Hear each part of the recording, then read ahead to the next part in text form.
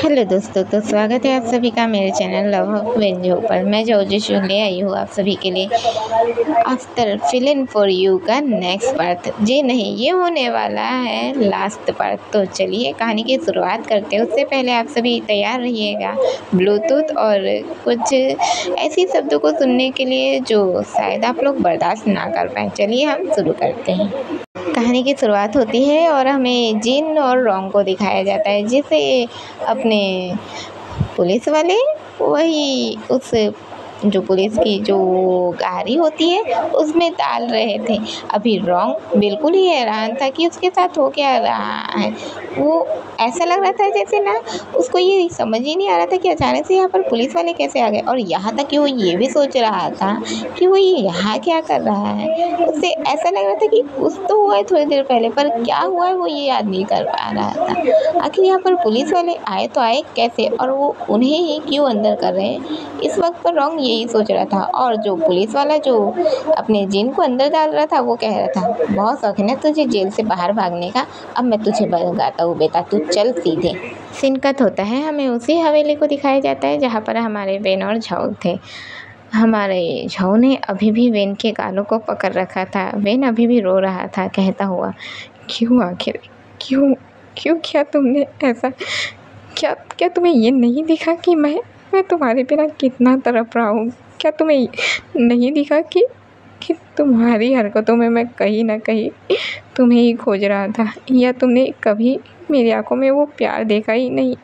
झाऊ when के इस वक्त पर बहुत ही करीब चला जाता है, लाइक कुछ ज़्यादा ही करीब, इतना करीब कि झाऊ की सांसें वेन के होठों को महसूस हो रही थी और वेन की सांसें झाऊ के फोरहेड पर फील हो रही थी।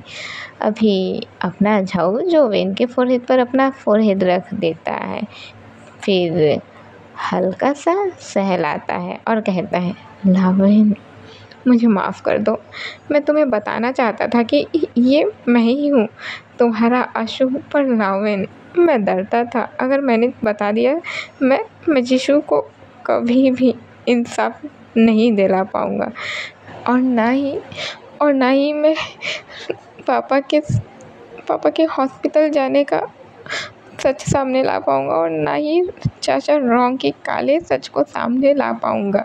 फिर झाऊ से दूर हट जाता है और बोलता है, मतलब तुम्हें सब कुछ पता था? तुम्हें पता था कि रोंग सर ये सब काम करते हैं? झाऊ गहरी सांसें लेता है और कहता है, हाँ मैं जानता था, और मुझे पता था कि वो आज भी हर्ट की डीलिंग ही करने वाले थे, इसलिए मैं निकला ही था कि ताकि मुझे चाचा रोंग के खिलाफ सबूत मिल पाए। और उसी वक्त पर मेरे सर पर हमला हुआ और मैं बेहोश हो गया। जब आंखें खुली तो मेरे साथ तुम बंधे हुए थे और सामने जिन था जिसकी वजह से मैंने तुम्हें खोया था, लावेन। जब झाऊ ऐसा कह रहा था, झाऊ वेन के करीब आ रहा था। वेन झाऊ से और भी दूर जाता है और बोलता है, पर तुम तो जा चुके थे ना, फिर यीशु की बॉडी में तुम, और ये वॉइस क्या थी? क्यों उन्होंने कहा कि उन्होंने जिस वजह से तुम्हें भेजा था उस काम को करके वापस आओ? आखिर हो क्या रहा है? और अगर तुम मेरे आशु हो तो फिर यीशु कहाँ है? यीशु का क्या? झाऊ वेन के और भी करीब आता है और कहता है, यीशु की मौत हो चुकी है लावेन। वेन लड़खड़ा जाता है और नीचे गिरने ही वाला था। झाऊ चिल्लाता है, लावेन। वेन खुद को संभाल लेता है और कहता है, क्या मतलब? हम लोगों ने बहुत पहले ही अपने भाई को खो दिया था, फिर तुम हम सब के साथ बिल्कुल यीशु जैसे कैसे रह रहे थे? झाऊ कहता है, जैसे ही मैंने यीशु की बॉडी में प्रवेश लिया, मुझे यीशु की सारी मेमोरी मिल गई। अब चलिए एक छोटा सा फ्लैशबैक देखते हैं। जब यीशु के पीठ पर वो चाकू लगा था, यीशु की तब आखिरी सांसें चल रही थी। उसी वक्त पर यीशु पर एक बिजली भी गिरी थी। जैसे ही यीशु पर बिजली गिरी थी, यीशु की धड़कनें भी रुक गई थी, और इसी वक्त पर हमें उस जगह को दिखाया जाता है जहाँ हमारे झाऊ रहते थे। झाऊ एक तरह से भगवान के दूत ही थे जो भगवान के लिए कुछ कुछ करते हैं। झाऊ इतने प्यारे थे कि भगवान ने उन्हें अपने साथ ही रखा हुआ था। जब यीशु के साथ ही ये सब हो रहा था तब ये दोनों ही यहाँ से देख रहे थे कि यीशु के साथ कितना गलत हो रहा है। इसी वक्त पर जो भगवान है वो झाऊ से कहते हैं, तुम उस यीशु की बॉडी में जाओ। झाऊ झाऊ कहता है, ये आप क्या कह रहे हैं भगवान? भगवान समझाते हैं, झाऊ तुम ये खुद देख रहे हो ना कि यीशु कितना कमज़ोर है। किन्हुआई जी अभी हॉस्पिटल में है, फिर होंगलू का क्या होगा? तुम्हें बस वहाँ जाना है और उनके लिए वहाँ रहना है, फिर सब कुछ ठीक करने के बाद यहाँ आना है।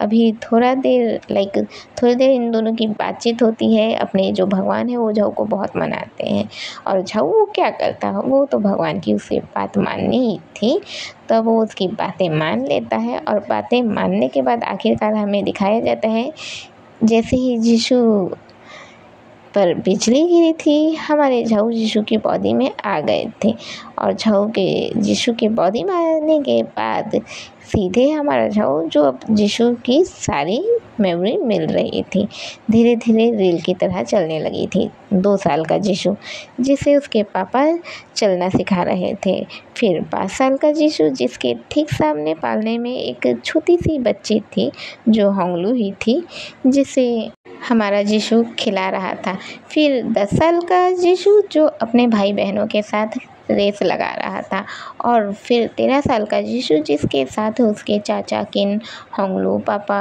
सब थे। और ये लोग इस वक्त पर जो हॉस्पिटल है वहीं पर थे जब यीशु का 13वां बर्थडे था, तब किन्हुआई जान ने जीवनी हॉस्पिटल को खोला था और ये लोग अभी हॉस्पिटल खोलने की खुशी ही मना रहे थे। फिर 16 साल का यीशु जिसके ठीक सामने वेन था और किन्हुआई जान यीशु से वेन को मिला रहे थे। और फिर हमारा 18 साल का यीशु जो लगभग उसे वो वक्त अभी बताया जाता है जब उसके पापा अचानक से उसे पता चलता है कि उसके पापा भी कोमा में जाने वाले हैं। उनका वो सर से इतना खून निकलना, उनकी वो हालत जिससे इस वक्त पर वो जो उसकी मेमोरी थी वो झाऊ को मिल रही थी जिसे वो देख रहा था। और फिर वही 18 साल का ही यीशु जो इस वक्त पर अपने पापा की कंपनी में ही कुछ फ़ायदे लेकर जा रहा था और उस पर हमला हुआ था और फिर यीशु भागता हुआ जंगल में आया था। बस फिर क्या था, यीशु अब झाऊ बन चुका था और जब वो शख्स किसी से बातें कर रहा था, मतलब कि रॉन्ग से ही बातें कर रहा था, और इसी वक्त पे उसे बिजली गिरने की आवाज़ आई थी। और जैसे कि आप सभी ने पहले पार्ट में देखा था, जैसे ही बिजली उस लड़के पर गिरी थी, मतलब कि वो हमारा यीशु ही था, वो थोड़ी देर में उठा। फिर क्या था, झाऊ ने उन चारों को पीट डाला था। सीन कट होता है, हमें वेन झाऊ को देखते हैं। झाऊ ने वेन को सब कुछ बता दिया था और जैसे कि आप सभी ने पहले पार्ट में सुना था, जब झाऊ ने सबको मार दिया था, उसके बाद झाऊ आसमान की ओर देखकर थैंक यू कह रहा था और फिर झाऊ ने अपनी आंखें बंद करके कहा था, लव वेन, मैं आ रहा हूँ हमारे प्यार के लिए। और यही कारण है जो झाऊ बिल्कुल ही यीशु जैसे सबसे मिलकर रह रहा था। वेन इस वक्त पर सीधे ही ज़मीन पर बैठ गया था। वेन की आंखों से लगातार आंसू गिर रहे थे। भले ही वेन यीशु से प्यार नहीं करता था, पर वेन खुद यीशु का ख्याल रखता था। एक लगाव तो था ही वेन को यीशु से, और यीशु की मौत ऐसी हुई है इस बात को जानकर वेन और भी रोने लगा था। वेन को ऐसे रोता हुआ देखकर झाऊ वेन को संभालता है और बोलता है, लव वेन, संभालो अपने आप को। अभी वेन की आंखों के सामने यीशु की यादें चल रही थी। कैसे वेन यीशु से मिला था, कैसे उसका ख्याल रखता था, यीशु का वेन से बातें करना, हर एक यादें वेन की आंखों के सामने चल रही थी। अभी वेन अपने आंसुओं को पोंछता हुआ उठ जाता है और बोलता है, नहीं नहीं, मैं ऐसे रो नहीं सकता। यीशु की मौत हुई है और सर किन भाईजान के कोमा में जाने के पीछे सर रॉन्ग ही थे। मुझे उन्हें सज़ा दिलानी होगी। उनकी वजह से उनकी मौत हुई है। एक पल में यीशु और किन भाईजान सर का मौत दोनों हो चुका है। मुझे उन्हें सज़ा दिलानी होगी। वेन ये बोलता हुआ लगभग दरवाजे तक पहुंचा ही गया था, पर फिर वेन रुक जाता है और बोलता है, पर फिर किन का क्या होगा? किन पर क्या बीतेंगी जब उसे पता चलेगा कि उसके पापा क्या करते हैं। झाओ वेन के पास जाता है और कहता है, ला वेन, तुम्हें ऐसा करना होगा, तुम्हारे पास सबूत भी है ना? झाओ जब ऐसा कहता है तो वेन झाओ को देखने लग जाता है। झाओ कहता है, मुझे पता है ला वेन, तुम्हारे पास वो फाइल है जिस पर हॉस्पिटल में क्या हो रहा है उसकी डिटेल है। वेन की आंखें बड़ी बड़ी हो जाती है।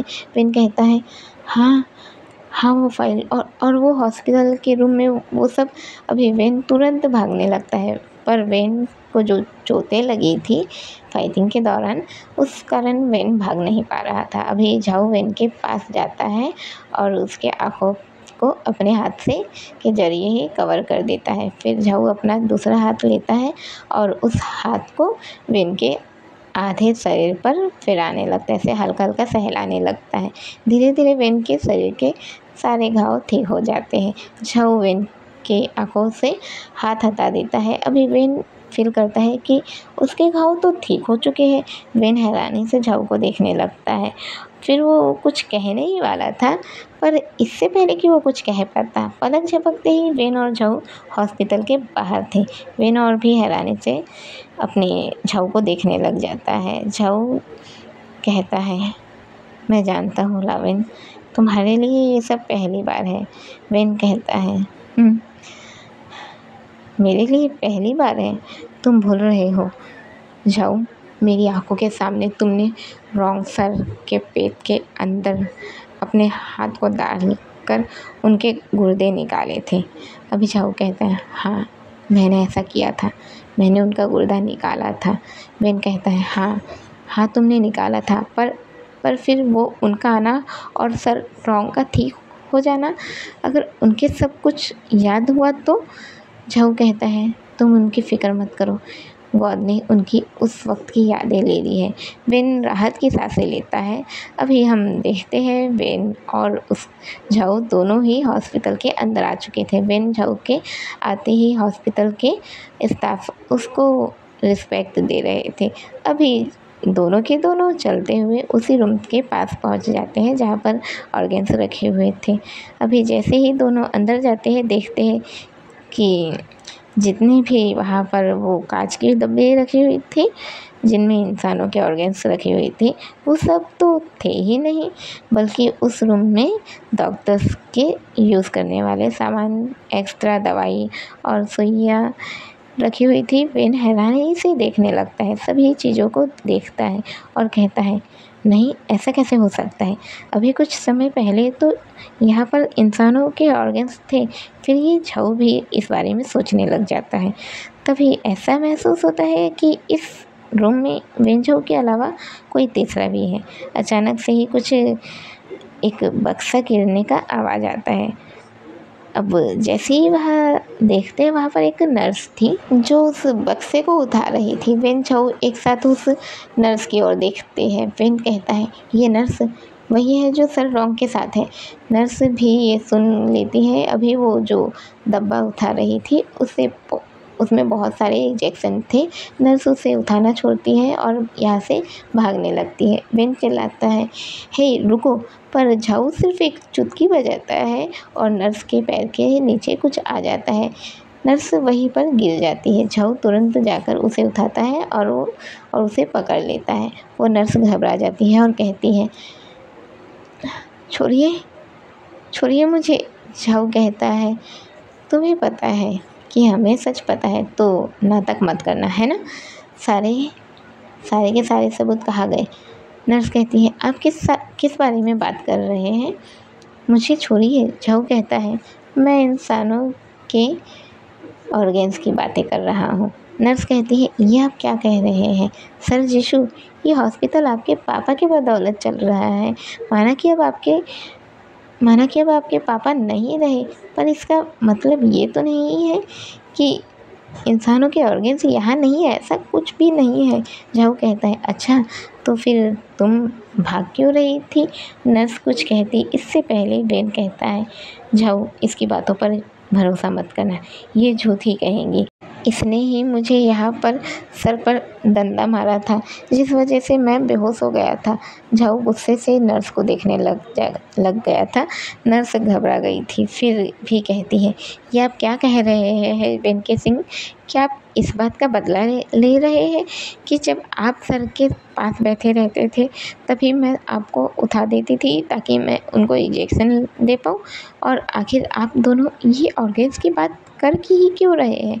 आपको क्या लगता है जीवनी हॉस्पिटल लोगों की विश्वास के साथ खेलता है? झाऊ सिर्फ चुटकी बजाता है और झाऊ के पास एक नाइफ आ जाती है। नर्स तो हैरानी से देखने लगती है। झाऊ कहता है, देखो सच बताओ, क्योंकि भले ही मैं डॉक्टर या नर्स नहीं, पर मुझे इस नाइफ से तुम्हारे गुर्दे निकालने में बड़ा मज़ा आएगा। नर्स डर जाती है और नहीं चिल्लाती है। इधर वेन भी हैरानी से सारे डब्बे देख रहा था जिसमें दवाइयाँ और इंजेक्शन, रुई पत्ती सब था। पर वेन नोटिस करता है डब्बे का साइज अलग था। बड़ा साइज था, पर दवाइयाँ, रुई और बाकी सारी चीज़ें डब्बे ये जो हैरानी से देखने लगते हैं कि उसका जो साइज है वो अलग है और वो जो सामानें डली हुई है वो अलग दिख रही है।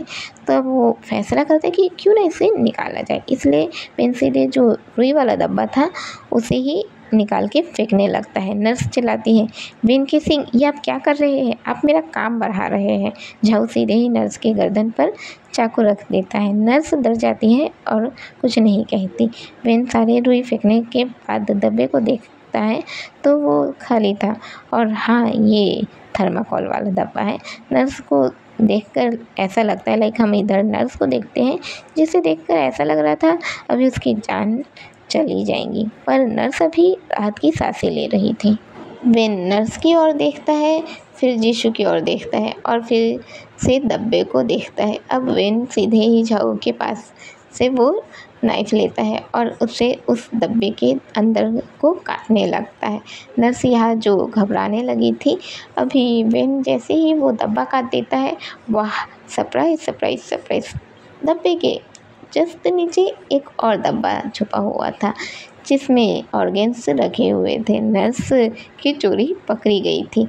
झाऊ नर्स को देखने लगता है। नर्स तो सीधे भागने की कोशिश करती है पर भाग ही नहीं पाती। अभी पलक झपकते ही वेन के पास जो चाकू था वो झाऊ के पास आ जाता है। झाऊ ने सीधे ही उस चाकू को नर्स के गर्दन पर रखा हुआ था और नर्स की तो जैसे सित्ती पित्ती गुम, नर्स कुछ बोल ही नहीं पा रही थी। झाऊ कहता है, अब होशियारी नहीं, ठीक है नर्स लिली, अब सबूत भी यही है, तो बाकी का पूरा सच तुम बताओगी या मैं अपने तरीके से निकलवाऊँ? झाऊ ऐसा कहते ही चाकू नर्स के और भी करीब कर देता है। नर्स घबरा जाती है और कहती है, नहीं नहीं ऐसा मत करना, मैं बताती हूँ, सब कुछ बताती हूँ। झाऊ ओके तो बताओ कहता है और वेन को इशारा करता है। वेन झाऊ के इशारे को समझकर फ़ोन का कैमरा ऑन कर देता है। अब नर्स सब कुछ बता देती है, क्या हुआ, कब क्या कैसे स्टार्ट हुआ, कितने डीलिंग हुई, कितने डॉक्टर्स शामिल हुए, मेन लीडर कौन है। यहाँ तक कि नर्स ने ये भी बताया कि वो रॉन्ग ही थे जिनकी वजह से किन भाईजान कोमा में पहुँचे। नर्स की सारी बातें रिकॉर्ड हो चुकी थी। अभी झाऊ नर्स से दूर हटता है और नर्स ने जिन भी डॉक्टर के नाम लिए थे उन सभी को कॉल करने को कहता है। नर्स कहती है वो सभी अभी यहाँ नहीं है, किसी ज़रूरी काम से गए हुए हैं। झाऊ कहता है, अच्छा ज़रूरी काम, कहीं ऐसा तो नहीं कि वो लोग किसी और के ऑर्गेन्स निकाल रहे हो। नर्स अपना सर नीचे कर देती है, क्योंकि कहीं ना कहीं वो सारे के सारे डॉक्टर दूसरे शहर गए हुए थे। वहाँ के एक हॉस्पिटल में बच्चों को बचाना था, और नर्स ये जानती थी कि उन बच्चों को धोखे से मार के उनके ऑर्गेन्स निकाल लिया जाएगा। झाऊ कहता है कॉल करो उन्हें और यहाँ बुलाओ। नर्स को उनकी बातें माननी पड़ती है। नर्स घबराकर उन सभी को कॉल करने लगती है। अब ये चारों डॉक्टर एक ही हॉस्पिटल में थे, तभी चारों में से एक का कॉल आने लगता है। तो वो फ़ोन उठाता है और कहते हैं हाँ लिली, क्या हुआ। लिली कहती है डॉक्टर आप बाकी के डॉक्टर के साथ यहाँ आ जाइए। वो पूछता है कि क्यों आना है लिली। लिली कहती है प्रॉब्लम हो गई है, आप लोग अभी आइए। वो डॉक्टर कहता है पर यहाँ जो इलाज हम करने वाले थे उसका क्या। लिली कहती है उसे छोड़िए और यहाँ आइए। वो डॉक्टर हाँ कहता है और फिर अपने साथियों के साथ साथियों को बताता है कि उन्हें वापस जाना होगा। सभी बोलते हैं पर क्यों। वो डॉक्टर कहता है वो तो मुझे भी नहीं पता, लिली ने अभी आने को कहा है। अभी हम देखते हैं ये जो लोग थे जिसको जहाँ पर लोग आए हुए थे उस जगह के मेन जो हॉस्पिटल का वो जो वहाँ पर मेन शख्स था, उससे कहते हैं कि उन्हें अर्जेंट जाना होगा। वो शख्स कहता है ये आप क्या कह रहे हैं, पूरे 20 बच्चे हैं, अगर आप लोग चले गए तो उन बच्चों का क्या होगा। अभी ये जो 20 बच्चे थे ये स्कूल ट्रिप पे जा रहे थे और एक बस में थे। जब बस चल रही थी तभी टायर के नीचे एक बड़ा सा पत्थर आ गया था, जिस वजह से ड्राइवर बस संभाल नहीं पा रहा था और बस सीधे खाई की ओर गई, फिर सीधे खल्लास। जिस वजह से बस का तो सत्यानाश हुआ, साथ ही बच्चों का भी हो गया टाटा बाय बाय वाला। पूरा टाटा बाय बाय नहीं, उन लोग अभी इंजर्ड हैं। नहीं थोड़ी सी उन लोग को ज़्यादा चोट आ गई है। अब जिस वजह से वो संभाल नहीं पाया था तो हो गया।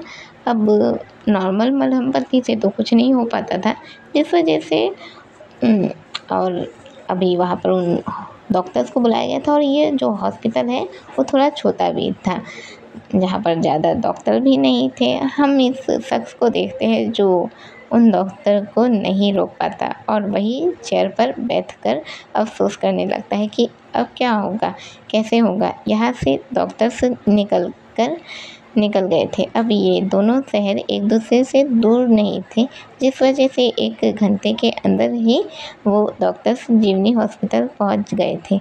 अभी ये डॉक्टर पहुंचते ही उसी रूम में जाते हैं और कहते हैं क्या हुआ नर्स लिली, आपने हमें आखिर क्यों बुलाया।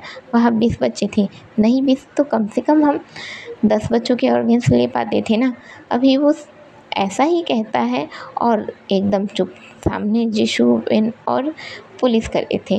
वो डॉक्टर बिल्कुल ही चुप हो गया था। बाकी के डॉक्टर भी जो कुछ कहने वाले थे वो भी चुप हो गए थे और देख रहे थे। जो पुलिस वाला था वो कहता है डॉक्टर होकर बच्चों के ऑर्गेन्स निकालोगे, सिनकत होता है हमें। उसी हॉस्पिटल को देखते हैं जहाँ पर ये डॉक्टर गए हुए थे। वहाँ वो शख्स उदास बैठा हुआ था कि वो क्या करे, कैसे करे, उन बच्चों का इलाज कैसे होगा। तभी वो देखता है उसके सामने कुछ लोग आकर खड़े हो गए थे। वो शख्स अपना सर ऊपर करके उन्हें देखता है। वो लोग टोटल 10 लोग थे जिन्होंने डॉक्टर की ही ड्रेस पहन कर रखी हुई थी। ये शख्स उनको देखने लग जाता है तो उनमें से एक डॉक्टर कहता है हमें जीवनी हॉस्पिटल के मालिक के बेटे झाऊ जिशु ने भेजा है आपकी मदद के लिए। वो शख्स बहुत खुश हो जाता है और तुरंत उठकर कहता है थैंक यू आप यहाँ आए। वो डॉक्टर कहता है थैंक्स आप झाऊ जिशु को कहना बाद में, पहले हमें बताइए वो बच्चे कहाँ हैं जिनका हमें इलाज करना है। वो शख्स खुशी खुशी उनको उस जगह ले जाता है। सीन कट होता है, हमें पुलिस स्टेशन को दिखाया जाता है जहाँ पर उस पुलिस वाले ने उन डॉक्टर को ले आया था। एक तरफ उन डॉक्टर्स की पिटाई हो रही थी जैसे मेल पुलिस वाले पीट रहे थे, और एक तरफ उस नर्स की पिटाई हो रही थी जैसे फीमेल पुलिस वाली पीट रही थी। इसी वक्त पर हमें एक और सेल को दिखाया जाता है जहाँ पर इस वक्त पर एक पुलिस वाला बैठा हुआ था, जो कि वही जो एसीपी होता है वो बैठा हुआ था। सामने हमारे रॉन्ग बैठे हुए थे, और ये जो पुलिस वाला है वो एकदम रुआब से बैठा हुआ था, जिसके हाथ में उसकी छड़ी थी। उसका एक पैर सीधे सामने एक चेयर पर रखा हुआ था, और वो उस छड़ी को घुमाते हुए कहता है, तो रॉन्ग स्वान, नाम बड़ा अच्छा है, पर नाम के लायक तो तुमने एक काम नहीं किया है। बहुत कुछ सुनने को मिल रहा है तुम्हारे बारे में। इंसानों के ऑर्गेन्स बेचते हो ना तुम, और क्या किया तुमने, अपने ही भतीजे को किडनैप करवा लिया, साथ ही साथ वेन केसिंग को भी, जो कि तुम्हारे ही यहाँ एक वर्कर है ना। अभी रॉन्ग स्वान कहते हैं, मैं करा तो क्या, तो और वैसे भी तुम्हारे पास सबूत क्या है कि मैंने ही ये सब किया है। चलो हाँ, मैं साफ साफ कह रहा हूँ कि हाँ मैंने ही किया है, मैंने ही उसे किडनैप किया, और मैं ही ये बिजनेस कर रहा था। तो सबूत का है तुम्हारे पास? तुम्हारे पास कोई सबूत है नहीं। अभी अपने जो पुलिस है, ये एसीपी, वो कहते ओ रियली, तो तुम्हें ऐसा लगता है कि मेरे पास सबूत नहीं है? रुको अभी बताता हूँ। वो ऐसा ही कहता है, और अभी किसी को आवाज़ देता है। जब वहाँ पर एक वही जो हवलदार रहता है वो आता है, जिसके हाथ में एक फ़ोन था और साथ ही साथ एक फ़ाइल भी था।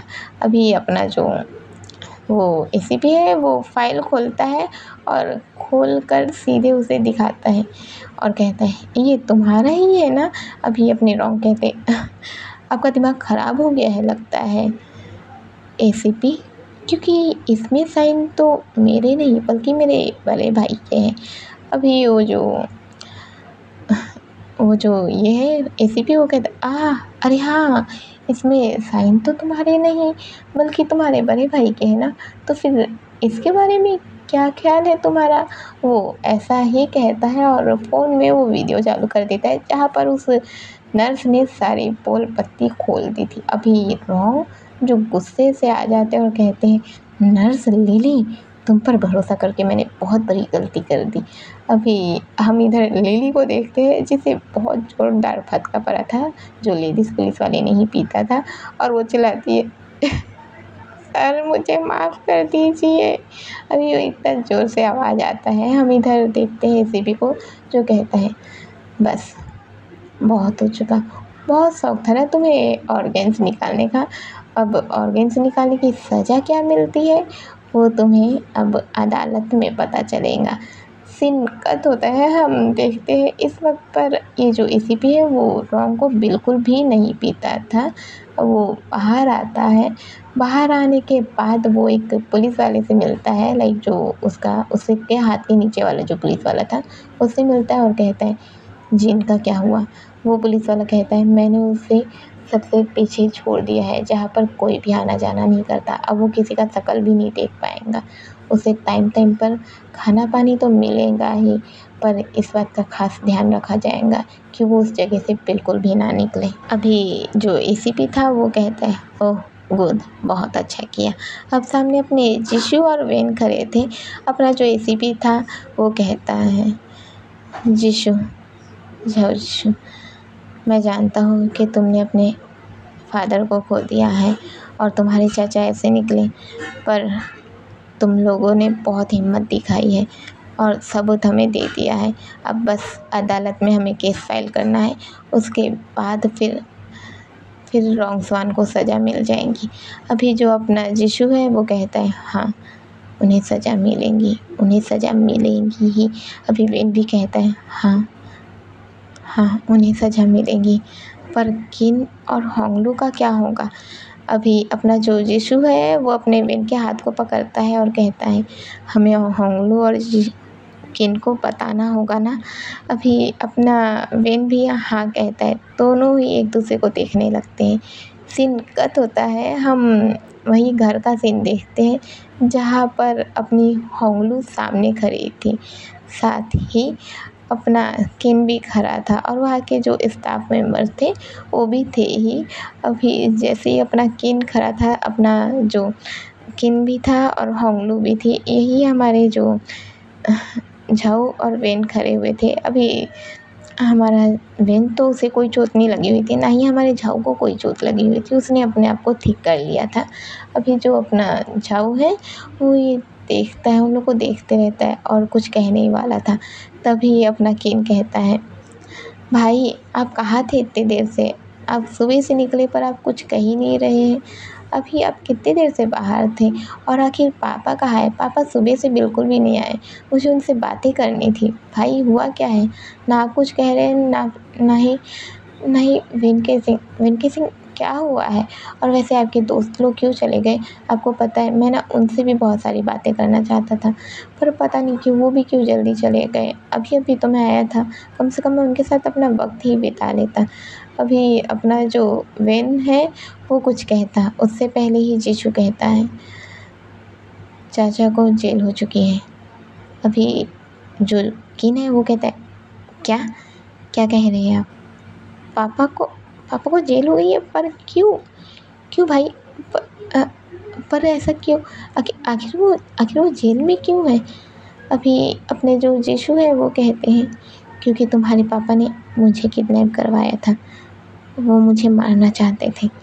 अभी अपना किन बिल्कुल ही हैरान, वो बैठ जाता है और बोलते हैं, नहीं भैया आप झूठ बोल रहे हैं, ऐसा नहीं हो सकता। अभी होंगलू भी सामने आती है और कहती है, नहीं भाई ये गलत है, चाचा ऐसे नहीं कर सकते। चाचा तो कितने अच्छे से हमारा ख्याल रखते थे, तो चाचा ऐसे कैसे कर सकते? आप गलत कह रहे हैं। जीशू कहता है, मैं सही कह रहा हूँ होंगलू, चाचा ने ऐसा किया है। चाचा ने ही मुझे किडनैप किया था और मुझ पर अब तक के जो हमला हुआ था, जिस बारे में मैंने छुपा कर रखा था, वो हमला भी उन्होंने ही कराया था। अभी होंगलू कहती है, नहीं भाई ऐसा नहीं हो सकता, चाचा ऐसे नहीं कर सकते। अभी अपना जो जीशू है वो कहता है, चाचा ऐसा कर सकते हैं होंगलू, किन तुम्हें क्या लगता है मैं झूठ कहूँगा? तुम अच्छा ठीक है, तुम्हें मेरी बात पर भरोसा नहीं है ना, पर तुम वेन की बातों पर भरोसा कर सकते हो। वेन, तुम्हें पता है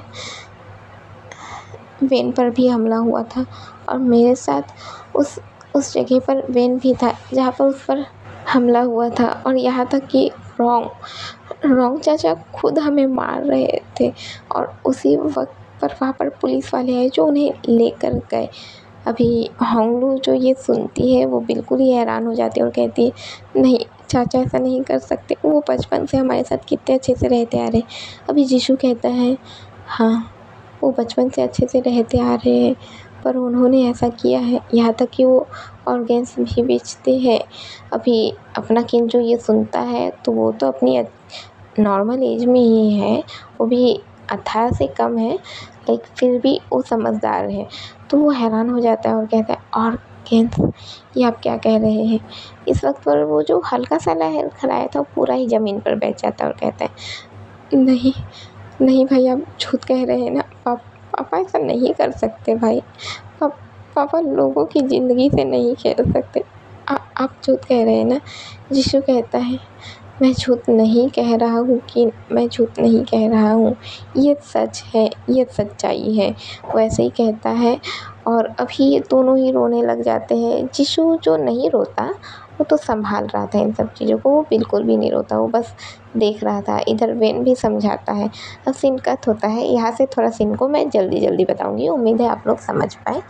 अब हमें वहीं उस जो कोर्ट है वहाँ का सीन बताया जाता है जहाँ पर केस हो रहा था और हमारे जो रॉन्ग है उन पर केस लग जाता है। वहाँ पर सबूत भी दिया जाता है, जो अपनी जो नर्स थी उसने जो कुछ भी कहा था वो सबूत दिया जाता है, प्लस वो फाइल दिया जाता है। फाइल में तो साफ साफ ये था कि यहाँ पर जो साइन है वो तो रॉन्ग स्वान का साइन है।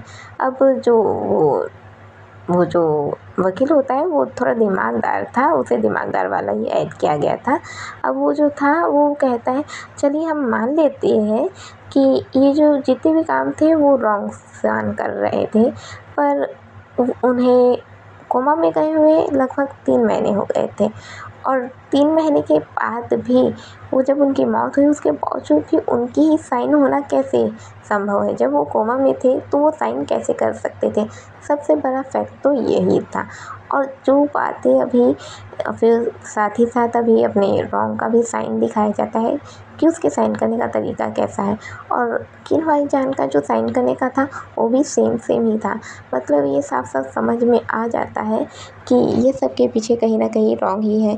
प्लस अब रॉन्ग के ऊपर ये जो ऑर्गेन्स था, ऑर्गेन्स के डीलिंग का था, उसका तो केस लगता ही लगता है। प्लस उस पर ये भी केस लगता है कि उसने अपने ही भतीजे को मारने की कोशिश की है और फिर किडनैपिंग, ये सब का केस उस पर लग जाता है। और इस वक्त पर अपने रॉन्ग को सीधे ही सज़ा हो जाती है उम्र कैद की। और हाँ, मैं माफ़ी चाहती हूँ दोस्तों, मैं नहीं जानती हूँ कि इस दौरान कैसी सज़ा मिलती है, क्या सज़ा मिलती है। लाइक सज़ा तो मिलती है पर कितने टाइम का जेल होता है ये सब मुझे नहीं पता है, तो इसलिए मैं सिर्फ ये ऐड कर रही हूँ कि उन्हें उम्र कैद हुई है। उम्मीद है आप लोग मेरी इस बात को समझ पाए होंगे।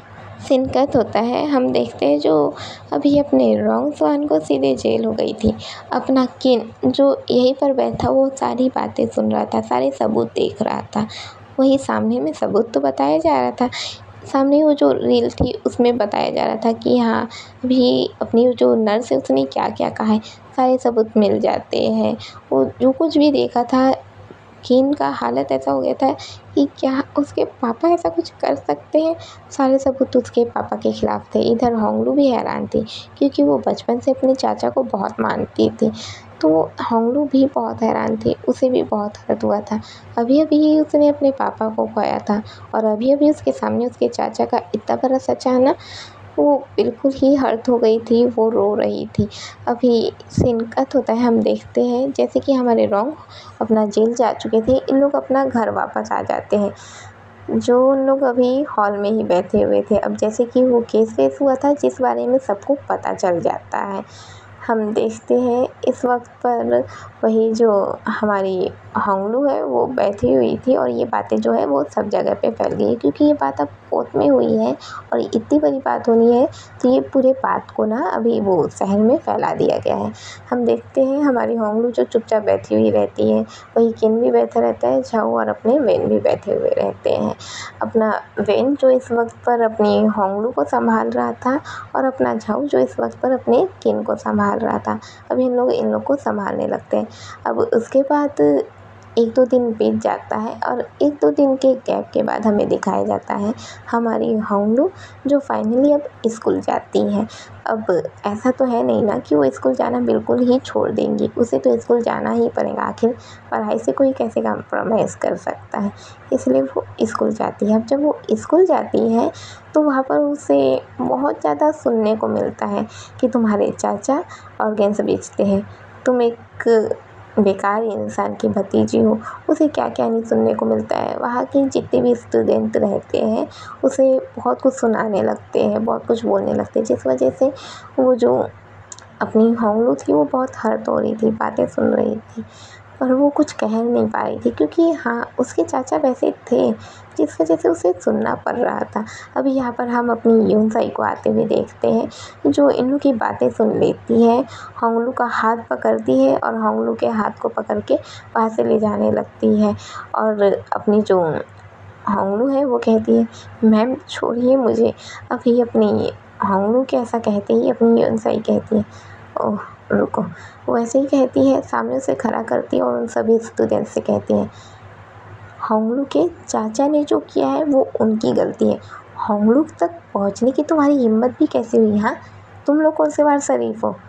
पहले ना अपनी स्टडी पर ध्यान दे दो, फिर दूसरों पर अपना ध्यान देना, ठीक है? पहले अपनी स्टडी पर ध्यान दो और अच्छे अंक लाओ, ठीक है? बस मौका मिला है नहीं कि बोलना शुरू कर दी है। उसमें उस लड़की की क्या गलती है जो तुम उसे कह रहे हो। वो ऐसे ही कहती है और होंगलू का हाथ पकड़ के ले जाने लगती है। होंगलू जो स्थिर चुपचाप थी, जो वो किसी को जवाब नहीं देना चाहती थी, वो चुपचाप चलने लगती है।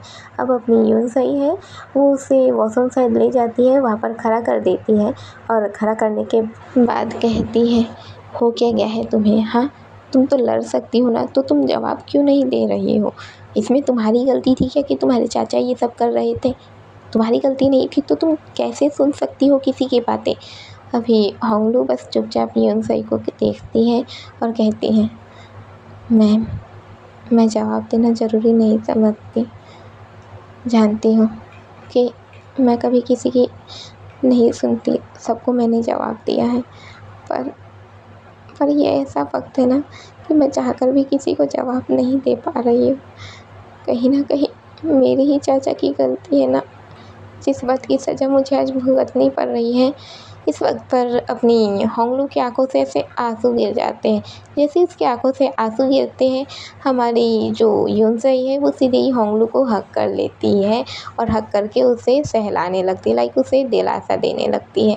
हमारी होंगलू जो इस वक्त पर बहुत ज़्यादा हर्ट फील कर रही थी, वो उसे हक कर लेती है, लाइक जैसे हक गई थी तो उसे एकदम कस के टाइट से पकड़ लेती है और रोने लगती है। अभी अपनी यूनसई है वो सहलाती, उसके बालों को रफ करती है और कहती है, बस करो, रोना बंद करो, तुम स्ट्रॉन्ग गर्ल हो ना, तुम हार कैसे मान सकती हो, रोना बंद करो। अभी अपनी यूनसई अपनी होंगलू से दूर हटती है, उसके आंसुओं को पोंछती है और कहती है, अरे रे रे, ये इतने ज़्यादा आंसू मत निकालो, वैसे भी कहीं ऐसा ना हो मेरे खाने में पड़ गए तो नमक ज़्यादा हो जाएगा और मुझे ना ज़्यादा नमक खाना पसंद नहीं है, तो ज़रा आंसुओं को ना रिवर्स गियर में डाल दो, ठीक है। अभी अपनी होंगलू जो अपनी यूनसई की बातें सुनती है तो हंसने लगती है। अभी यूनसई कहती है, बस ऐसे ही हंसा करो और लोगों की बात पर ध्यान देना बंद करो, ठीक है। तुम्हें अपनी लाइफ अच्छे से जीनी है। माना कि तुम्हारे चाचा गलत थे, पर तुम ऐसे रो तो नहीं सकती ना, तुम्हें अच्छे से स्टडी करनी है और अपने भाई और दूसरे भाई दोनों भाइयों के बारे में सोचना है, ठीक है। अभी वो ऐसा ही कहती है, हमारे जो होंगलू है वो हंसने लगती है, अपनी यूनसई की बातों को मान के कहती है, हाँ मैं करूँगी।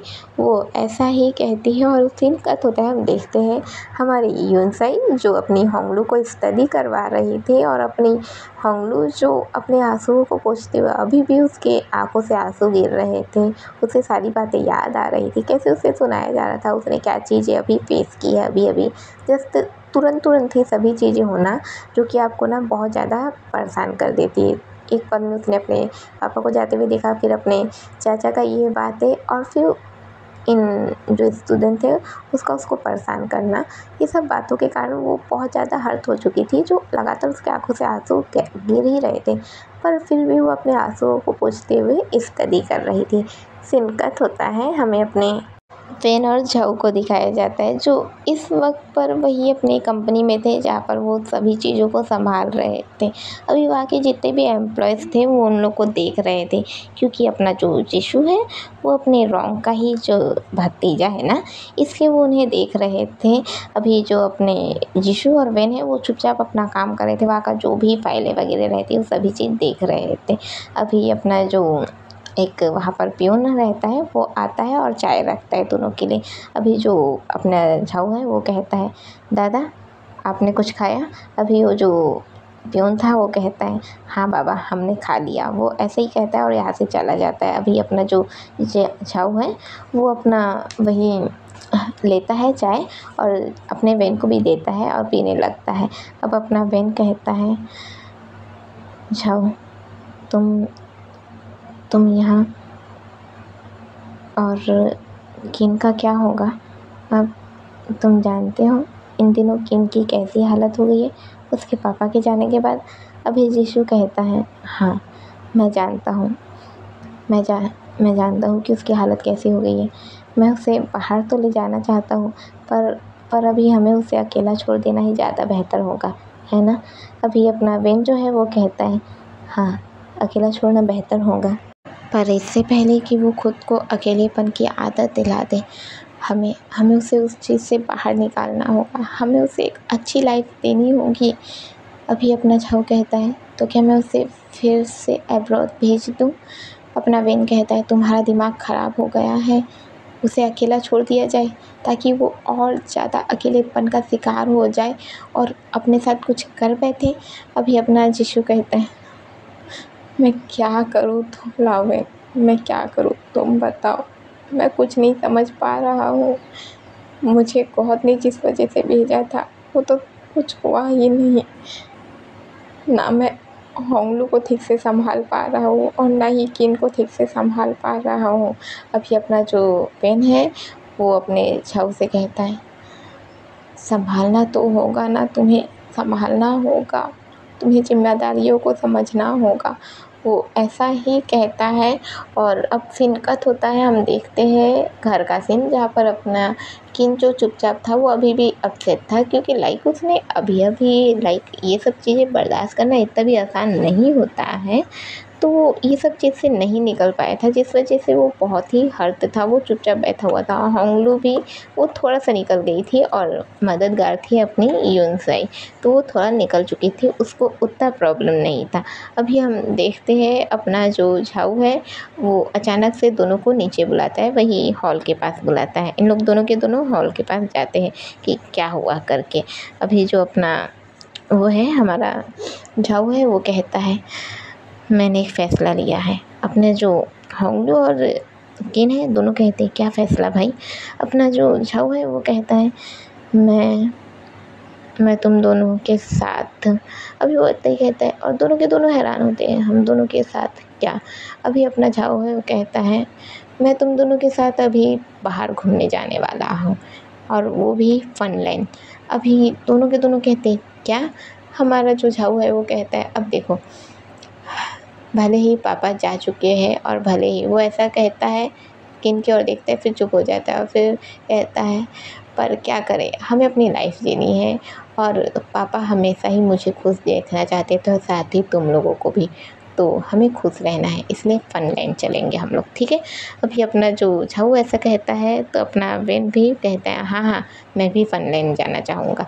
अभी अपना जो झाऊ और वेन दोनों एक साथ कहते हैं तो अपना जो किन है वो भी कहता है हाँ मैं भी चलूँगा। अपनी होंगलू भी कहती है हाँ मैं भी चलूँगी। ये सीन कट होता है। हम देखते हैं हमारे जिशु, वेन और हमारी होंगलू और किन ये लोग अभी एक एरोप्लेन में बैठे हुए थे और इस वक्त पर इन लोग जा रहे थे फनलैंड। अब कुछ देर के सफ़र के बाद इन लोग पहुंच जाते हैं फनलैंड और फनलैंड पहुंचने के बाद हम देखते हैं इन लोग एक रिजॉर्ट में जाते हैं जहां पर इन लोग अभी स्टे कर रहे थे। अब तो इन लोग के लिए 3 रूम बुक किया जाता है जिसमें एक रूम अपनी होंगलू का था, एक रूम अपने किन का था और एक रूम हमारे वेंझऊ का ही था। अभी जैसे इन लोग के लिए रूम बुक किया जाता है इसके बाद अब इन लोग निकलते हैं और माफ़ करना दोस्तों कि मैं थोड़ा जल्दी ही बताने वाली हूँ क्योंकि मेरे को स्टोरी को कंप्लीट करनी है इसी एक एपिसोड में। अब हम देखते हैं कि इन लोग जो है वो निकालते हैं इस रूम से निकलते हैं और रूम से निकलने के बाद अब इन लोग जाते हैं एक मॉल में जहाँ पर इन्हें कपड़े उपड़े का देखना रहता है और वही की चीज़ों को देखना रहता है। वो वहाँ से निकलने के बाद हम देखते हैं हमारी होंगलू जो अपने लिए छोटे मोटे ऐसे ही ड्रेसेस देखते रहती हैं, साथ ही कुछ ज्वेलरी वगैरह देखती रहती है और लड़कियाँ तो ये सब चीज़ों में ज़्यादा फोकस करती है। वो अपने लिए पर्स वगैरह देखती है, ज्वेलरी वगैरह, सैंडल, बहुत सारी चीज़ें देखते हैं। वही अपना किन जो किसी चीज़ों को नहीं देख रहा था पर अपना वेन और झाऊ दोनों मिलकर उसे कभी शूज़ दिखा रहे थे, कभी वॉचेस दिखा रहे थे, कभी पर्स दिखा रहे थे जिसका उसे कोई काम ही नहीं था।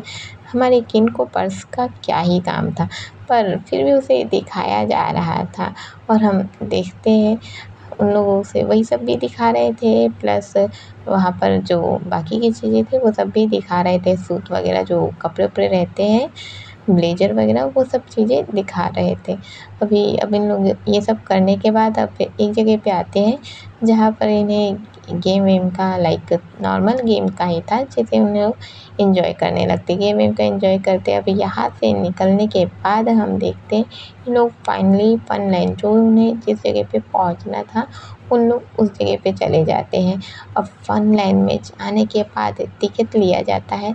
टिकट लेने के बाद हम देखते हैं ये चारों के चारों एक जगह पे आते हैं, जहाँ पर ना इन्हें एक ऐसे बड़ा सा वो उसमें बैठा दिया जाता है, जो तब जैसा था पर वो ना रबर जैसा था, उसमें बैठा दिया जाता है।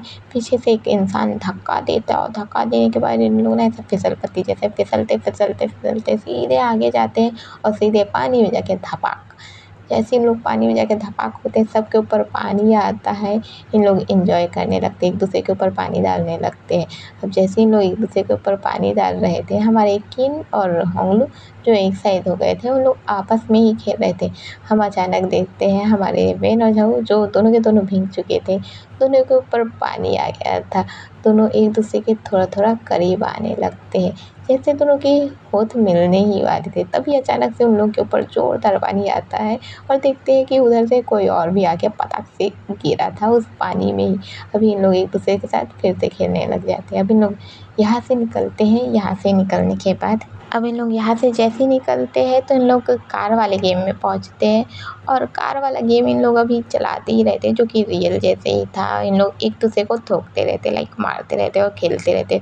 जब इन लोग खेलते रहते, पीछे से अचानक से हमारे बेन के गाड़ी को कोई मारता है। जैसे ही मारता है, हमारा बेन पीछे देखता है, क्योंकि जितने भी लोगों के साथ था वो तो सामने ही थे, तो पीछे से किसने मारा, इसलिए वो पीछे देखता है। जैसे ही वो पीछे देखता है, पीछे सामने से 2 दाँत निकल के दिखते, जो कि बहुत ही ज़्यादा मुस्कुरा रहे थे। अभी अपना बेन उसे देखता है, कहता है गुशियांग। अभी पीछे कोई और नहीं बल्कि अपनी गुशियांग ही थी, और उसके ठीक पीछे हमारे प्रिंस, हमारा भाई और हमारे गुशी और युआन भी थे। अभी इन लोग कहते हैं, ओह अभी समझ में आया कि गुशियांग कहाँ रह गए थे तुम। हाँ, अभी अपना जो बेन है वो कहता है, तुम लोग कहाँ रह गए थे, मैंने तो तुम्हें पहले से बता दिया था ना कि यहाँ पर आना है। अभी अपनी जो गुशियांग है वो कहती है, आप तो बात ही मत कीजिए भैया, आप मुझे नहीं बताए और सीधे अपने दोस्तों को बता दिए कि यहाँ पर आना है। अभी बेन कहता है, गुशियांग मेरी प्यारी बहना, प्लीज़ मुझ पर गुस्सा मत करना। अभी अपनी गुशियांग कहती है, आपसे तो मैं बाद में निपटूंगी भैया। वो ऐसे ही कहती है और सीधे ही अपनी गाड़ी से हमारे बेन पे हमला करने लगती है। अब अपना बेन जो अपनी गाड़ी से बचाव भी करता है और उसकी गाड़ी पे वापस हमला भी करता है। अब इन लोग यहाँ से निकलते हैं। यहाँ से निकलने के बाद एक पंचिंग वाले गेम में जाते हैं, जहाँ पर इन लोग को ना सामने एक स्क्रीन चलेंगी और इन लोग के हाथ में वो ग्लव्स रहेगा और इन लोग फाइटिंग करेंगे। लाइक स्क्रीन में ना कोई और शख्स है जिसे इन लोग फाइटिंग के दौरान मारेंगे और उसे चोट भी लगेंगी, ये बताया जाएगा। अभी इन लोग इस गेम को खेलने लगते हैं। इस गेम को खेलने के बाद इन लोग एक डंपिंग गेम में जाते हैं, जहाँ पर इन्हें एक बॉल लाइक बहुत सारे ग्लास है जिनमें इन लोग को बहुत सारे बॉल्स फेंकने रहेंगे। अब इन लोग ये वाले गेम को खेलते हैं, और इस वाले गेम को खेलने के बाद अब हम देखते हैं कि इन्हें एक पपेट टॉय को लेना रहता है। लाइक बहुत सारे ना सामान रखे हुए हैं, ऐसे बॉल्स रखे हुए हैं जिनके बीच ना बहुत सारे टॉय रखे हुए हैं, वही गुड्डा गुड़िया जैसे वैसे रखे हुए हैं, और उन्हें ना बस एक मशीन के जरिए उसे उठान के बाहर निकालना है। अगर बाहर निकाल लिए तो वो जो भी निकाले हो तुम वो तुम्हारा, नहीं निकाल पाए तो तुम्हारे पैसे डूब गए, ऐसा वाला था। अभी उन लोग वो करते रहते हैं। हम देखते हैं हमारा झाऊ इस गेम को खेलता है और वो उस लाइक जो डॉल था उसे जीत जाता है, और डॉल जैसे जीतता है अभी वो सामने देखते रहता है कि वो क्या करे, क्योंकि सामने अपनी गुशियांग भी थी और अपनी होंगलू भी थी। तो वो हैरान हो जाता है कि वो कहाँ करे, क्या करे। अपनी होंगलू भी उस गेम लाइक उस डॉल को देखते रहती है, अपनी गुशियांग भी डॉल को देखते रहती है। झाऊ के कुछ समझ में नहीं आता कि वो करे तो करे क्या, पर अपनी जो गुशियांग थी उस डॉल को ले लेती है, प्यार से देखती है और फिर सीधे अपनी होंगलू के पास चली जाती है। होंगलू बस उस डॉल को देख रही थी, अपनी गुशियांग उसके हाथ में थमाती है और कहती है, मुझे वैसे डॉल पसंद ज़रूर है पर ये डॉल के हाथ में ही अच्छी लगेंगी। वो ऐसे ही कहते हुए अपनी होंगलू को देख लेती है। अपनी होंगलू बहुत खुश हो जाती है और अपनी गुशियांग के गालों पर किस करती है और कहती, थैंक यू गुशियांग। अभी अपनी जो गुशियांग है वो कहती है वेलकम वेलकम, वैसे ही कहती है। अभी इन लोग फिर से इंजॉय करने लगते हैं। सीन कट होते हैं, हम देखते हैं लोग फिर से रिजॉर्ट में पहुंच जाते हैं। जैसे कि अभी सिर्फ 3 रिजॉर्ट बुक थे, अब वो रिजॉर्ट 3 से सीधे 5 हो जाते हैं। जहाँ पर हमारे वेनझो तो एक रूम में थे, किन भी दूसरे रूम में था, और तीसरे रूम में हमारी होंगलू और गुशियांग थी, चौथे रूम में हमारा ये और प्रिंस, और 5वें रूम में हमारा बुशी और युआन था। अब इन लोग अपना जाके आराम करने लगते हैं। हमें अपने युआन और बुशी का सीन दिखाया जाता है, जहाँ पर अपने युआन और बुशी वही बिस्तर में थे। हमारा युआन बिस्तर में से गिर जाता है, कहते हैं आज मैं बहुत ज़्यादा थक गया हूँ। आज पहली बार लगा कि वेन ने अपनी लाइफ जी है। सच में वो उसने तो अपनी लाइफ जीना छोड़ ही दिया था। अभी विवशी भी कहते हैं हाँ, सच में उसने उस दिन के बाद तो अपनी लाइफ कभी जी ही नहीं, पर आज लगा कि वेन अपनी लाइफ जी रहा है। अभी झाओ लाइक हमारा जो युआन है वो भी ऐसे ही कहते हैं हाँ, आज वो अपनी लाइफ जी रहा था। अब वो अपने वुशी को अपने पास खींचता है, वुशी सीधे उसके ऊपर आ जाता है और उसे देखने लगता है। हमारा युआन जो उसे कमर के साइड से पकड़ लेता है और कहता है मुझे बहुत थकान हो रही है, मेरे पास ऐसे ही सोए रहना ना, प्लीज़ मुझे छोड़कर मत जाना। अभी अपना वुशी कहता है तुम्हें थकान हो रही है, तुम सो ना, मुझे भी थकान हो रही है, छोड़ो मुझे अच्छे से सोना है। अभी अपना जो युआन है वो कहता है वुशी सुनो ना, मुझे थकान हो रही है। अभी अपना वुशी कहता है तो मैंने कब कहा कि तुम्हें आराम नहीं करना है, तुम आराम करो ना, पर मुझे छोड़ दो। अब वही अपना जो युआन है वो कहता है पर मुझे गुड नाइट किस तो दे दो ना। अपना वुशी कहता है तुम पागल हो गए हो क्या, सोने दो मुझे। अपना युआन बोलता है नहीं ना वुशी प्लीज़ ना। अपना जो वुशी है वो कहता है ओह रियली, वो ऐसे ही कहता है और उसके होठों पर एक थप्पड़ दे देता है। युआन कहता है अरे यार ऐसे तो मत करो ना, प्लीज़ ना, दे दो ना, वैसे भी सुबह से एक किस नहीं मिली है मुझे, प्लीज़। अभी अपना वुशी कहता है तुम छोड़ो मुझे, वैसे ही कह के उठने लगता है, पर अपना युआन जो है वो उसे अपने करीब खींच लेता है और उसे किस करने लगता है। सीन कट होता है, हम अपने ये और प्रिंस को देखते हैं जो दोनों के दोनों थक चुके थे। दोनों के दोनों अभी बिस्तर में लेट जाते हैं और बिस्तर में लेटने के बाद अपना ये जो है वो कहता है वाकई में आज वेन केसिंग को देखकर लगा कि हमारा वेन केसिंग वापस आ गया है। अभी अपना प्रिंस कहते हैं हाँ बात तो सही है, वेन केसिंग वाकई में वापस आ गया लगा। आज उसकी आंखों में तुमने वो चमक देखी जो उसकी आंखों में तब हुआ करती थी। अपना ये कहता है हाँ, उसकी आंखों में बिल्कुल ही वैसी चमक थी। वैसे यीशु के साथ रहने का उस पर कुछ तो असर हो ही रहा है। अभी अपना प्रिंस कहता है हाँ ये तो बात सही है। अभी प्रिंस कहता है चलो चलो सो जाओ, हमें कल सुबह उठकर वापस भी जाना है। अभी अपना जो ये वो कहते हैं हाँ जाना तो है, चलो ठीक है सो जाओ, तुम भी सो जाओ मैं भी सो जाता हूँ। अभी प्रिंस कहता है अच्छा यहाँ तो कंबल एक ही है, कैसे करें हम लोग। अपना ये कहता है तो मुझे थोड़ी ना कोई दिक्कत हो रही है, तुझे कहीं रात को लात मारने का तो आदत नहीं है ना। अभी अपना प्रिंस कहता है तू क्या कह रहा है, बिल्कुल भी नहीं, मैं बिल्कुल भी लात नहीं मारता। वो ऐसे ही कहता है और सो जाता है। हमें होंगलू और अपनी गुशियांग का सीन दिखाया जाता है, जहाँ पर उन लोग दोनों के दोनों अपना बैठी रहती है वही पलंग में। और जब उन लोग पलंग में बैठी रहती है तो अपनी जो गुशियांग है वो तो बड़ी पर बोली है, चपड़ चपड़ करने वाली, वो अपनी होंगलू को पका ही देती है। लाइक इतना थकने के बावजूद भी उसे चपड़ चपड़ करना ही था। वो बातचीत करने लगती है कि सब कैसा चल रहा है, घर में सब कैसे हैं, भैया कैसे हैं, ये क्या है वो क्या है, वो सभी चीज़ें पूछने लगती है। लाइक जैसे वो ना अपनी होंगलू के दिमाग को ना फ्रेश करने की कोशिश कर रही हूँ। बस चपड़ चपड़ चपड़ चपड़ चपड़ मैं क्या को चपड़ चपड़ कर रही हूँ। वो ऐसे ही करने लगती है। उसे बहुत ज़्यादा बात करने की आदत थी, जो कि वो ऐसे ही बातचीत कर ही रही थी और अपनी होंगलू जो उसकी बातों का जवाब दे रही थी और उससे बातें भी कर रही थी। उसे वो ये फील नहीं होने दे रही थी कि वो इन दिनों हर्ट है। लाइक अपनी गुशियांग को भी ये पता था कि वो हर्ट है। उसे पता था कि उसने अभी अपने पापा को खोया है। फिर ये सारी चीज़ों को उसे पता था, जिसे वो कहना नहीं चाहती थी। अपनी गुशियांग कहीं ना कहीं उसे ये डर था कि अगर उसने इस बात का जिक्र भी कर दिया तो कहीं ना कहीं वो उसे हर्ट कर देंगी। इस चक्कर में उस बात का जिक्र नहीं कर रही थी और उसे हंसाने की कोशिश कर रही थी अपने तरीके से। अपनी जो होंगलू है वो भी उस बात को नहीं शो कर रही थी कि हाँ उसे परेशानी हो रही है, वो हर्ट है। वो भी उस बात को नहीं शो कर रही थी और वो भी उसकी बातों में आके हंस रही थी। यहाँ पर सिचुएशन मैं ये बता दूँ दोस्तों, ज़रूरी नहीं है कि हम हर्ट है तो हम सामने वाले को बताएं। और ये बात ज़रूरी नहीं है कि अगर सामने वाला हमें खुश कर रहा है, हमें हंसा रहा है, तो उसे ये नहीं पता है कि आप कितने ज़्यादा हर्ट हैं। बस फ़र्क ये होता है कि सामने वाला आपके साथ कैसे डील करना चाहता है। क्या वो आपको साफ-साफ कह रहा है कि तुम रोना चाहते हो तो तुम बिंदास होकर रो, हमारा कंधा तुम्हारे पास है, या वो तुम्हें ये कह रहा है कि वो तुम्हें हँसा रहा है बिना तुम्हें ये बताए कि उसे पता है कि तुम इस वक्त पर किस तकलीफ़ में हो। अपनी गुशियांग यही कर रही थी। उसे पता था कि वो इस वक्त पर होंगलू की कैसी हालत है, पर वो उसे अपने तरीके से हंसाने की कोशिश कर रही थी।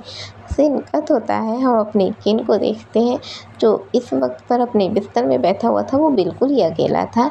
उसके पास अपने पापा का फ़ोटो था जिसे वो देख रहा था और कहता है, क्यों पापा, आपने क्यों किया ऐसा? आखिर क्यों? आखिर चाचा ने आपका क्या बिगाड़ा था, या भाई ने आपका क्या बिगाड़ा था? आपने क्यों किया पापा ऐसा? क्यों इतने सारे लोगों की आपने जान ले ली? क्यों? बस पैसों के लिए, पैसे ही चाहिए थे आपको। क्या फ़ायदा हुआ? आज के डेट में आपके पास पैसे नहीं हैं। आज के डेट में तो आप इस जेल में है ना। क्या फ़ायदा हुआ पापा? काश आप ऐसा नहीं करते। मेरे लिए आप मेरे हीरो थे, मेरे सब कुछ। पर आज की डेट में अब कुछ भी नहीं बचा है। वो ऐसे ही कहता है और उस फ़ोटो को टुकड़ों में फाड़ देता है, उसे फेंक देता है, उसी जगह पर ऐसे जैसे ना उड़ा देता है। और वो सारे फ़ोटो जो उसके ऊपर आने लगते हैं, जैसे उसके ऊपर वो फ़ोटोज़ आते हैं, वो फ़ोटो के आते जैसे वो आ रहा है, उसकी आँखों से आंसू लगातार बह रहे हैं, जो कि ऐसे गिर रहे हैं। उसके बाद वो अपने आंसुओं को पोंछता है, अच्छे से गहरी सांस लेता है और कहता है, अब नहीं रोऊंगा, अब बिल्कुल भी नहीं रोऊंगा। आप मेरे पापा थे, पापा है और पापा ही रहेंगे। ये सच कभी नहीं बदलने वाला। पर मैं साबित करके दिखाऊंगा कि खून कभी भी खून पर नहीं जाता। मैं आपके जैसा कभी भी नहीं बनूंगा पापा, कभी भी नहीं। वो ऐसा ही कहता है और गहरी सांस लेकर सीधे ही सोने चला जाता है। सीन कट होता है, हम अपने वेन और झाऊ को देखते हैं, जहाँ पर दोनों एक दूसरे को देख रहे थे। उन्हें वो सीन याद था जब वो एक दूसरे को किस ही करने वाले थे। अभी वो उसी बात को याद करते रहते हैं, एक दूसरे को देखने लगते हैं। अभी अपना वेन जो है उसको देखते रहता है और देखते देखते फिर कहता है, झाऊ तुम सो जाओ, हमें कल जाना है। झाऊ हाँ कहता है और अपना बिस्तर में लेट जाता है। इधर अपना वेन भी चुपचाप से अपना बिस्तर में लेट जाता है, पर इधर ना अपना वेन सो रहा था और ना ही अपना झाऊ सो रहा था। अब सीन कट होता है, हमें नेक्स्ट डे को दिखाया जाता है, जहाँ पर इन लोग पूरा जो भी वहाँ पर एंजॉय करना था सब कुछ एंजॉय करते हैं। और सब कुछ एंजॉय करने के बाद फाइनली इन लोग अब इवनिंग में यहाँ से निकलने का फ़ैसला लेते हैं। अब इवनिंग में इन लोग यहाँ से निकल जाते हैं और निकलने के बाद इन लोग सीधे पहुँचते हैं अपने वही जिशु के घर पहुँच जाते हैं। और वहाँ पहुँचने के बाद जब इन लोग वहाँ पर पहुँचते हैं, अपनी होंगलू जो गुशियांग के साथ निकलती, क्योंकि अपनी गुशियांग ने होंगलू के साथ ऐसा अपना बॉन्ड बना लिया था कि अपनी होंगलू गुशियांग से बातें कर रही थी। वही हम देखते हैं अपना किन भी जो साथ में आया हुआ था, और इस वक्त पर अपना किन जो अपने ये प्रिंस अपना युआन और वुशी के बीच में घिरा हुआ था। और इन लोग अभी अपने किन को बहुत ही ज़्यादा परेशान कर दिए थे। उससे बातें करना, उसे थोड़ी थोड़ी बातों में परेशान करना, कुछ भी करना, उसे बिजी रखने की कोशिश करना, उसे हंसाना। उन लोग उसी चीज़ में उसे बिजी कर दिए थे। यहाँ पर अपना किन तो बड़ा ही हैरान था कि उसके साथ ये हो क्या रहा है, क्योंकि वो अब्रॉड में भी उसके साथ कोई इतना ज़्यादा बातें नहीं करता था जितना ज़्यादा यहाँ पर उन लोग उसे परेशान कर दिए थे। वहीं अपने वेन और झाओ उन लोग भी थे, इन लोग बातचीत कर रहे थे।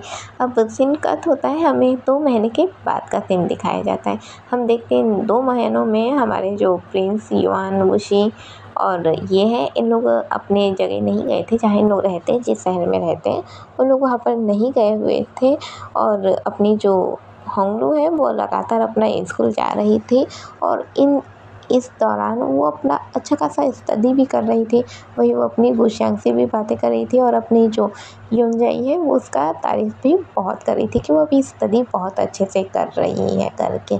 अभी ये सब चलते रहता है और 2 महीने के बाद का सीन दिखाया जाता है जहाँ पर अपने जीशू का बर्थडे था। हमें उस हवेली को दिखाया जाता है जहाँ पर लाइक वो जो बड़ा सा घर है उसे दिखाया जाता है जिसे सजा दिया गया था और बहुत ही अच्छे तरीके से, नहीं एक नॉर्मल तरीके से, जहाँ पर वो बर्थडे बैनर लगा हुआ था, हैप्पी बर्थडे लिखा हुआ था। पीछे ब्लैक गोल्डन का सिल्वर वो डाला गया था, एक पर्दा जैसे डाला गया था और ब्लैक गोल्डन कलर के ही बैलून थे। मस्त गोल्डन कलर का लिखा गया था हैप्पी बर्थडे, वही ऊपर में जीशू लिखा गया था। और उसके बाद फिर अब इन लोग पार्टी मनाने लगते हैं, केक वेक रखी हुई थी वहीं पर ना, ऐसे खाने की चीज़ें थी और यहाँ पर कोई दारू वारू बिल्कुल भी नहीं था, क्योंकि अपना जो झाऊ है वो अभी 19 का होने वाला था। लाइक जो बर्थडे है उसका वो 19वां बर्थडे है, तो वो मनाया जा रहा था और यहाँ पर लड़कियाँ भी थी, जिस वजह से यहाँ पर दारू वारू बिल्कुल भी नहीं रखा गया था। ये लोग आपस में ही मना रहे थे, जहाँ पर अपनी यूनजाई भी आई हुई थी और कुछ लोग आए हुए थे, लाइक ऐसे ही जो 2-4 लोग आए हुए थे और अपने बाकी के लोग घर के ही थे जो यहाँ पर मना रहे थे।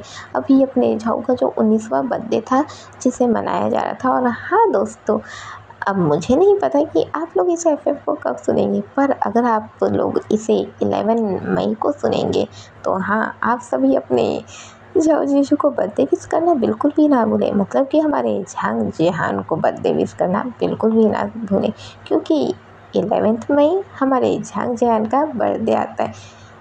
चलिए अब मैं आगे बढ़ती हूँ। अब क्योंकि पता नहीं ना मुझे कि आप लोग कब सुने इसे, तो मैं ज़रूर बताना चाहूँगी कि 11 मई को हमारे झांग जेहान का बर्थडे होता है, जिसमें हमारे वॉर ऑफ ऑनर में हमारे झाऊ जीशू का रोल अदा किया था। चलिए मैं आगे बढ़ती हूँ। अभी उसका बर्थडे मनाया जा रहा था, बैलून्स उड़ रहे थे जिसमें हम लोग खेल रहे थे। लाइक इन लोग खुद में एक बच्चे को शामिल कर लिए थे। अब अचानक से ही जैसे लोग खेल रहे थे, पूरा एंजॉयमेंट कर रहे थे, अपनी होंगलू, यूनजाई और गुशियांग एक तरफ बिजी थी अपना किन जो अपने प्रिंस ये वुशियुआन के साथ बिजी था। हमारे वेनझाऊ भी यहीं पर बिजी थे। अभी अचानक से ना ये जगह जैसे ना ऐसा लगता है जैसे टाइम रुक सा गया हो और ये टाइम सिर्फ और सिर्फ अपने जीशू के लिए ही खुला हुआ था। जैसे अभी अपना जो जीशू वो हैरान होकर सब कुछ देखने लगता है, ये सारी चीज़ें कैसे रुक गई। अभी अचानक से हम देखते हैं एक वो जो गोला आया था, वो गोला फिर से आता है जो कहता है, जीशू जाओ जीशू, अब वक्त आ चुका है कि तुम वापस आओ, सब कुछ ठीक हो चुका है, तो तुम्हें वापस आना होगा, है ना। अभी अपना जो जीशू है वो देखने लगता है और जैसे ही वो देखते रहता है, अभी अचानक से वो सब कुछ नॉर्मल हो जाता है।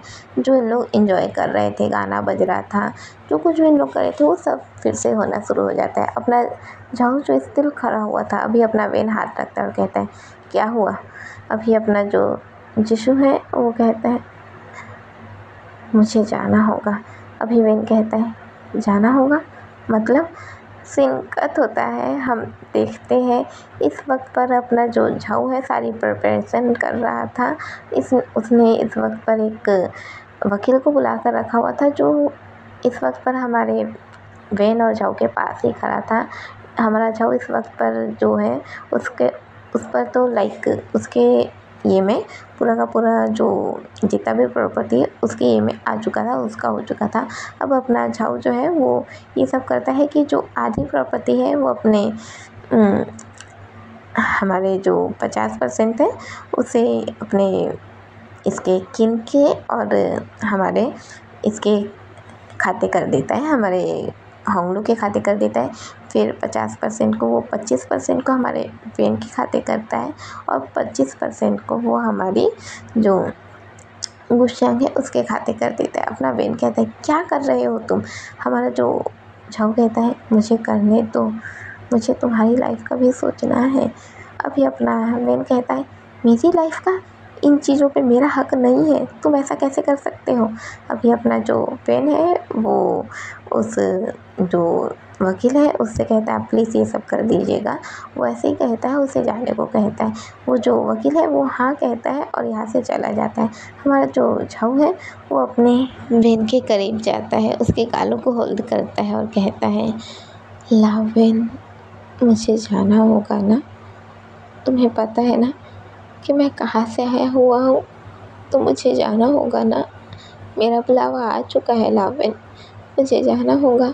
अब ये सब कुछ तुम्हें ही देखना होगा। ये जो बिजनेस है ये किन संभालेगा। अब तुम्हें उसे सिखाना होगा कि इस बिजनेस को कैसे संभालना है। और रही बात इसका 25% तुम्हें देने की, तो तुम्हारा हक है लाओ वेन, तुम ये 25% रख सकते हो ना। अभी अपना वेन दूर हटता है और कहता है क्या कह रहे हो तुम, क्या कह रहे हो, मेरा कोई हक नहीं है उसमें, मैं नहीं रख रहा, मुझे नहीं चाहिए, मुझे तुम चाहिए। हो गया, मैंने बहुत गुस्सा कर लिया, मुझसे और नहीं होगा। आशु प्लीज़ प्लीज़ ऐसा मत करो, तुम मुझे छोड़कर नहीं जाओगे ना आशु, प्लीज़ ऐसा मत कहो आशु, मैं नहीं रह पाऊँगा तुम्हारे बिना, प्लीज़ आशु। जब तक कि मुझे ये नहीं पता था कि तुम ही मेरे आशु हो, मैं खुद को जैसे तैसे संभाल ले रहा था, पर अब नहीं होगा मुझसे, मैं नहीं रह पाऊँगा तुम्हारे बिना आशु, प्लीज़ प्लीज़ तुम मुझे छोड़कर नहीं जाओगे ना आशु, नहीं जाओगे ना। अभी अपना जो झाऊ है वो वेन के फोरहेड पर अपना फोरहेड रख देता है, उसे हल्का सा रफ करता है, उसके दोनों गालों को पकड़ता है, फिर धीरे धीरे उसकी गर्दन पर अपना हाथ ले जाता है, उसे हल्का सा रफ करता है। उसके माथे, जो दोनों के माथे एक दूसरे से लड़ने लगते हैं, वो एक दूसरे को देखने लगते हैं। अभी अपना जो झाऊ है वो अपने वेन के होठों पर हल्का सा किस करता है और किस करते ही कहता है मुझे जाना होगा ना, मुझे जाना होगा लाओ वेन, मुझे जाना होगा, क्योंकि उनका बुलावा है, मैं उनकी बातें नहीं टाल सकता। उन्होंने मुझे यहाँ भेजा, मैं इतने वक्त तुम्हारे साथ रहा, तुम्हें देख पाया, मेरे लिए इतना ही काफ़ी है लाओ वेन, पर अब मुझे जाना होगा, मुझे जाना होगा। वो ऐसे ही कहता है और रोने लगता है। अभी वेन जो है वो सीधे ही अपने झाऊ को गले लगा लेता है और कहता है नहीं नहीं, मैं तुम्हें जाने नहीं दे सकता, बिल्कुल भी नहीं, मैं तुम्हें जाने नहीं दे सकता, ऐसा नहीं हो सकता, मैं तुम्हें जाने नहीं दे सकता, नहीं नहीं, बिल्कुल भी नहीं, नहीं नहीं आशु, प्लीज़ प्लीज़ ऐसा मत करो, मैं नहीं रह पाऊँगा तुम्हारे बिना आशु, प्लीज़ रुक जाओ। अभी अपना जो वेन है वो लगातार रोने लगता है और अपने झाऊ को बहुत ही ज़्यादा कत्ल कर चुका था। उस वक्त पर अपने वेन ने इतना कस के उसे कत्ल करके रखा हुआ था कि हमारा झाऊ, उसकी आंखों से बस आंसू बह रहे थे, वो कुछ कह नहीं रहा था।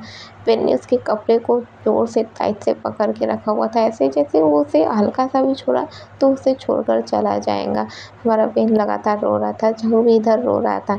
हम अचानक से देखते हैं यहाँ पर अपनी जो होंगलू और हमारे किन दोनों के दोनों आते हैं और दरवाज़ा खटखटाते हैं और कहते हैं भाई वेन कैसे। वो ऐसे ही कहते हैं और जैसे ही कहते हैं दोनों को एक दूसरे से लिपट के रोते हुए देखते हैं। अभी वो जैसे ही देखते हैं इन लोग दोनों के दोनों हैरान होते कि क्या है, ये दोनों क्यों रो रहे हैं ऐसे करके। अभी जैसे इन लोग की आवाज़ आई थी तो इन लोग एक दूसरे से अलग होते हैं, दोनों के दोनों रो रहे थे। हमारा जो झाऊ है वो भी अपने आंसू पोंछता है, वेन भी अपने आंसू पोंछता है, दोनों के दोनों पूछते हैं क्या हुआ, आप लोग रो क्यों रहे हैं। हमारा ना तो झाऊ कुछ जवाब देता है और ना ही हमारा वेन कुछ जवाब देता है। दोनों कहते हैं नहीं कुछ नहीं, वैसे ही कहते हैं। और फिर अपने जो जिशु है वो किन से कहता है अब ये कंपनी तुम्हारे नाम पे है, अब ये कंपनी तुम्हें संभालना है। किन कहता है ये क्या कह रहे हैं भाई, ये कंपनी आपकी है, आप संभालेंगे। जिशु कहता है हाँ कंपनी मेरी थी पर अब ये तुम्हारी है, अब तुम्हें संभालनी है। किन कहता है ये क्या कह रहे हैं आप, मुझे ये सब बात नहीं सुननी। होंगलू समझाओ तो अपने भैया को। अभी अपनी होंगलू कहते हैं भैया ये आप क्या कह रहे हैं। अभी अपना जो झाऊ है वो पेपर दिखाता है और कहता है और ये 25% तुम्हारे हैं, तुम इसका अच्छे से इस्तेमाल करोगे, मुझे पता है। होंगलू कहती है क्या कह रहे हैं भैया आप, ये ऐसा क्यों कह रहे हैं आखिर। अभी अपना जो झाऊ है वो कहता है मैं सही कह रहा हूँ और अपनी स्टडी पे अच्छे से ध्यान देना, वो ऐसे ही कहता है और सीधे यहाँ से निकल जाता है। होंगलू और किन दोनों ही हैरान हो जाते हैं, कहते हैं क्या कह रहे हैं आप, ऐसा क्यों कर रहे हैं। पर अपना जो झाऊ है कहता है मुझे अकेला छोड़ दो, मुझे जाने दो। हमारा बेन जो इस वक्त पर झाऊ को जाते हुए देखता है और रो रहा था। किन और अपनी होंगलू दोनों के दोनों उससे पूछते कि क्या हुआ, पर अपना बेन कोई जवाब नहीं देता क्योंकि उसे ये सच्चाई को तो सच छुपानी ही थी ना। हमारा जिशु जो सीधे अपने रूम की ओर चला जाता है। हमारी होंगलू और किन दोनों के दोनों हैरान थे कि क्या हो रहा है, आखिर वो क्या कहना चाहते थे, उनके मतलब क्या था। वेन से भी पूछते तो वेन भी कुछ भी नहीं कहता है। वेन जो सीधे ही अपने जिशु के रूम में ही जाके सोता है क्योंकि वो उसका ही रूम था तो वो उसी में जाकर सोता है। और जो पार्टी हो रही थी वो कंप्लीट हो चुकी थी। जो नॉर्मल लोग आए हुए थे जैसे कि हमारी यूनसाई वो अपना जा चुकी थी, अपनी गुशियांग जो होंगलू के साथ उसके रूम में रुकी हुई थी और अपनी जो होंगलू और गुशियांग ये दोनों रूम को शेयर कर रहे थे। यूनसाई अपनी जा चुकी थी और हमारे जो ये प्रिंस और युवानोशी ये सब अपना अपना रुके हुए थे।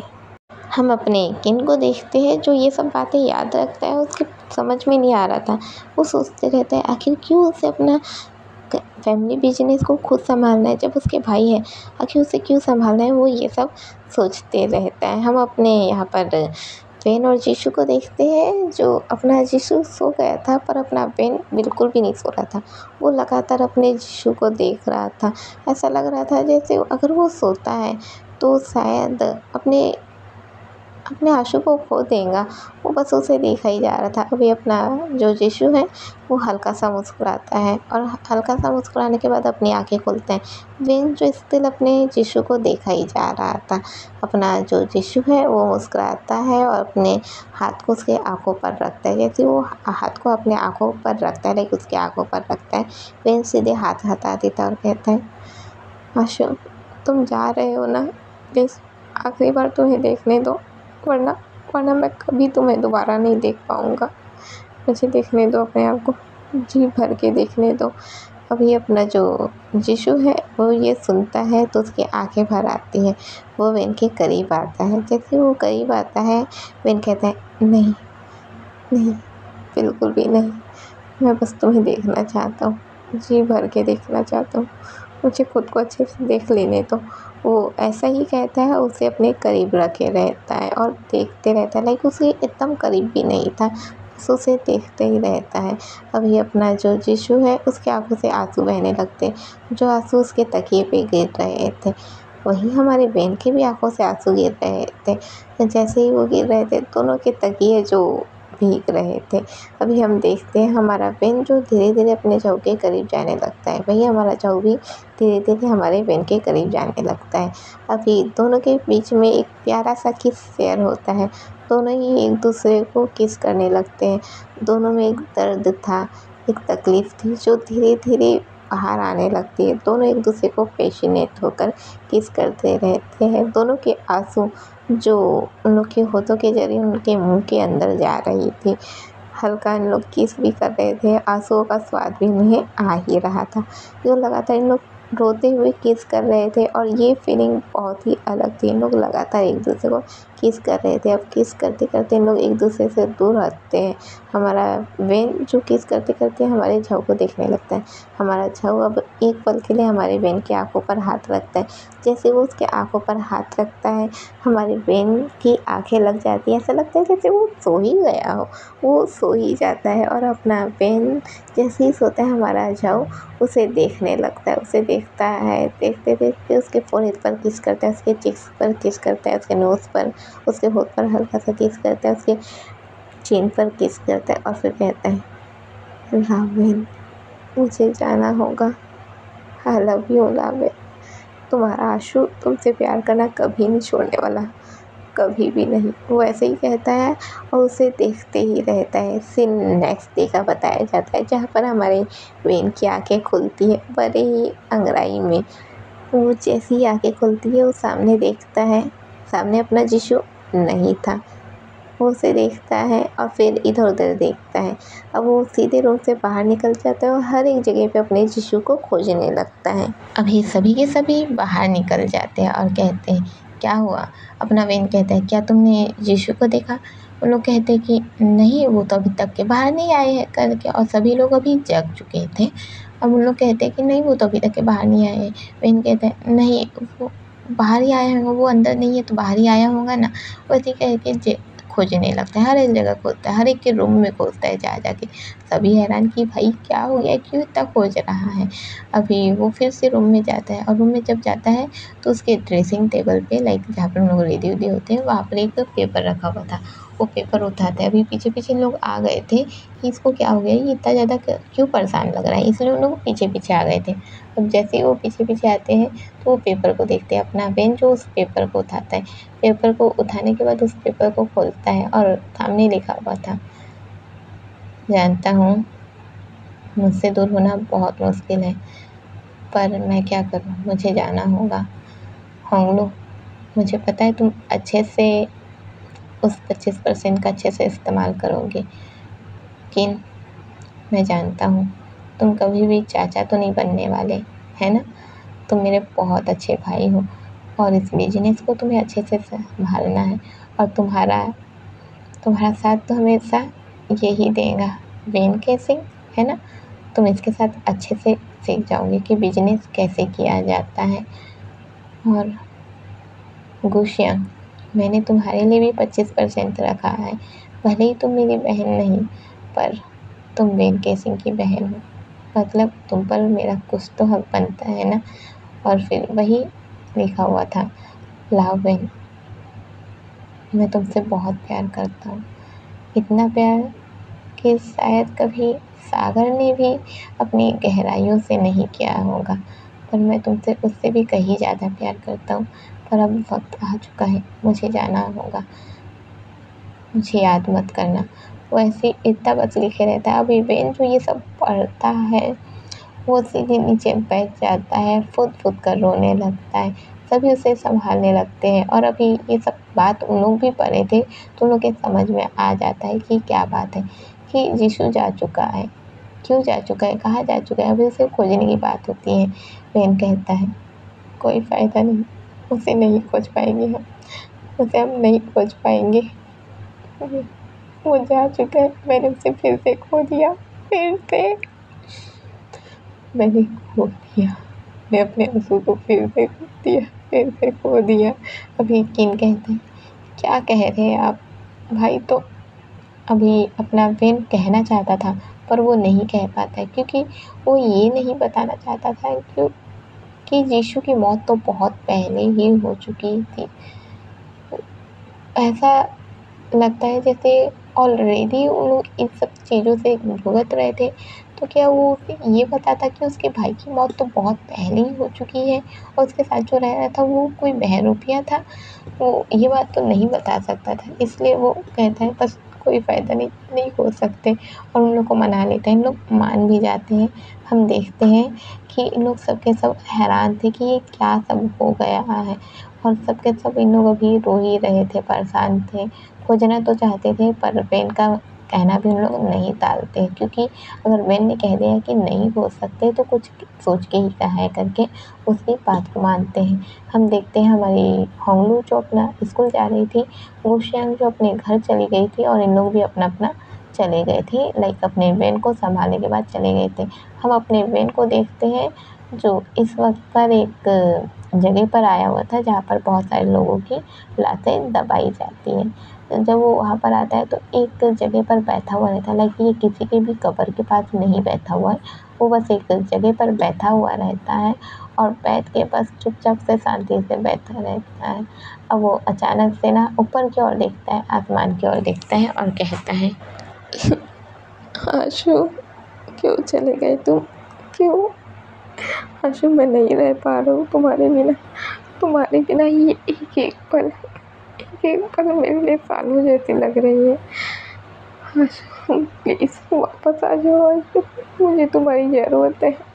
तुम्हारे बहन भाइयों को तुम्हारी ज़रूरत है। प्लीज़ आशु, वापस आ जाओ, मैं नहीं रह पा रहा हूँ तुम्हारे बिना। अभी अपना वेन जो लगातार रोने लगता है, उसकी आंखों से आंसू बहने लगते हैं। और जैसे जैसे उसके आंखों से आंसू बह रहे थे, उसके जो गाल है वो भीग रहे थे, उसके शर्ट भीग रहे थे उसके आंसुओं से।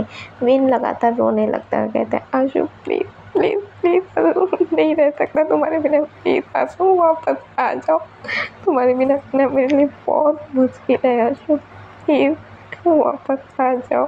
वो ऐसे ही कह के रोने लगता है। उसके आंसू जो लगातार रुकने को तैयार नहीं थे, वो लगातार रो ही रहा था। उसके आंसू जैसे गिर रहे थे। वो इसी वक्त पर अचानक से बारिश आने लगती है, जो उसके शरीर को भिगा रही थी।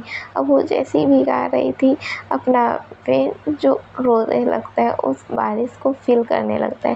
बारिश की बूंदें जो धीरे धीरे उसके चेहरे को जैसे चूम रही हो, वो धीरे धीरे उस बारिश की बूंदे को फील करने लगता है और कहता है, आशु, क्या तुम भी मेरे जैसे रो रहे हो? क्या तुम्हें भी रोना आ रहा है? अगर तुम रो रहे हो ना, मैं नहीं रोऊंगा, बिल्कुल भी नहीं रोऊंगा आशु, बिल्कुल भी नहीं रोऊंगा आशु। वैसे ही कहता है और अपने आंसू पोंछने लगता है। अपनी आंखें बंद करता है और आंखें बंद करके वो जैसे ही अपने आंखें खोलता है, सामने एक छाता था। उस छाते को देखता है। जब वो छाते को देखता है तो हैरानी से देखने लगता है। और वो जैसे ही उस छाते को देखता है, छाते को हटा के एक शख्स उसके सामने आता है, मुस्कुराता हुआ। अभी अपना वेन जो ये देखता है तो देख के सीधे उठ के खड़े हो जाता है और सीधे ही गले लगा के कहते हैं, आशु आशु आशु आशु, तुम आ गए। आशु आशु, ये तुम ही हो ना? उसे गले लगाकर दूर करता है, उसे अच्छे से निहारने लगता है। उसके फोरहेड को देखता है, उसके चेहरे को देखता है, उसके बालों को देखता है, उसके होठों को देखता है, उसके नोज़ को देखता है, एक एक हिस्से को छूने लगता है, उसके शरीर को छूता है और कहता है, आशु आशु, ये तुम ही हो ना? तुम हो ना आशु? ये तुम ही हो ना? अभी अपना जो ये कोई और नहीं, हमारा झाऊ ही था, जो मुस्कुराता है और कहता है, हाँ लावेन, ये मैं ही हूँ। तुम्हारे प्यार के लिए मैं वापस आ चुका हूँ लावेन, ये मैं ही हूँ। वो ऐसे ही कहता है और अपने वेन को खींच लेता है अपने पास, उसे किस करने लगता है। वेन जिसकी आंखों से आंसू गिर रहे थे लगातार और वो उसे किस कर रहा था। अभी दोनों ही एक दूसरे को किस करने लगते। किस करने के बाद इन दोनों एक दूसरे से दूर हटते। वेन कहता है, पर तुम तो जा चुके थे ना, फिर कैसे, क्या हुआ? वो ऐसे ही कहता है। अब एक फ्लैशबैक आता है, जब वो अपना झाऊ यहाँ से जा चुका था, मतलब कि जब वो अपने भगवान के पास वापस चला गया था हमारे बहन से बातचीत करने के बाद, जब वो उन लोग का किसिंग सीन था, उसके बाद जब वो उसको देखते रहता है, उसी दौरान वो जाने का फैसला करता है, क्योंकि उसे पता था जब वो उठ जाएगा और उसके सामने उसका बहन रहेगा तो वो खुद को जाने नहीं दे पाएगा। उसके लिए खुद को रोक पाना बहुत मुश्किल होगा। वो ये सब जानता था, इस वजह से वो उसके नींद के दौरान ही वहाँ से चला गया था। जब वो वहाँ जाता है तो हमें वहाँ का सीन दिखाया जाता है, जहाँ पर वो ऐसे ही बैठा रहता है। वो लगातार यहाँ से देख रहा था कि वेन की कैसी हालत है और बाकियों की कैसी हालत है। लोग बाकी भी हैरान है कि कहाँ चला गया अचानक से अपना जिशु, कहाँ चला गया है। और जिशु की ये भी नहीं बताया गया है कि उसकी मौत हो गई है करके। अभी वो ये देखते ही रहता है।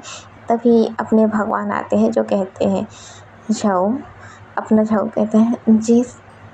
वो ऐसे ही कहता है और पलट के उनको देखता है। तो अपने जो गॉड है वो कहते हैं, क्या बात है, तुम कुछ ज़्यादा ही उदास लग रहे हो। अपना झाऊ कहता है, नहीं, मैं बिल्कुल भी उदास नहीं हूँ, मैं ठीक हूँ।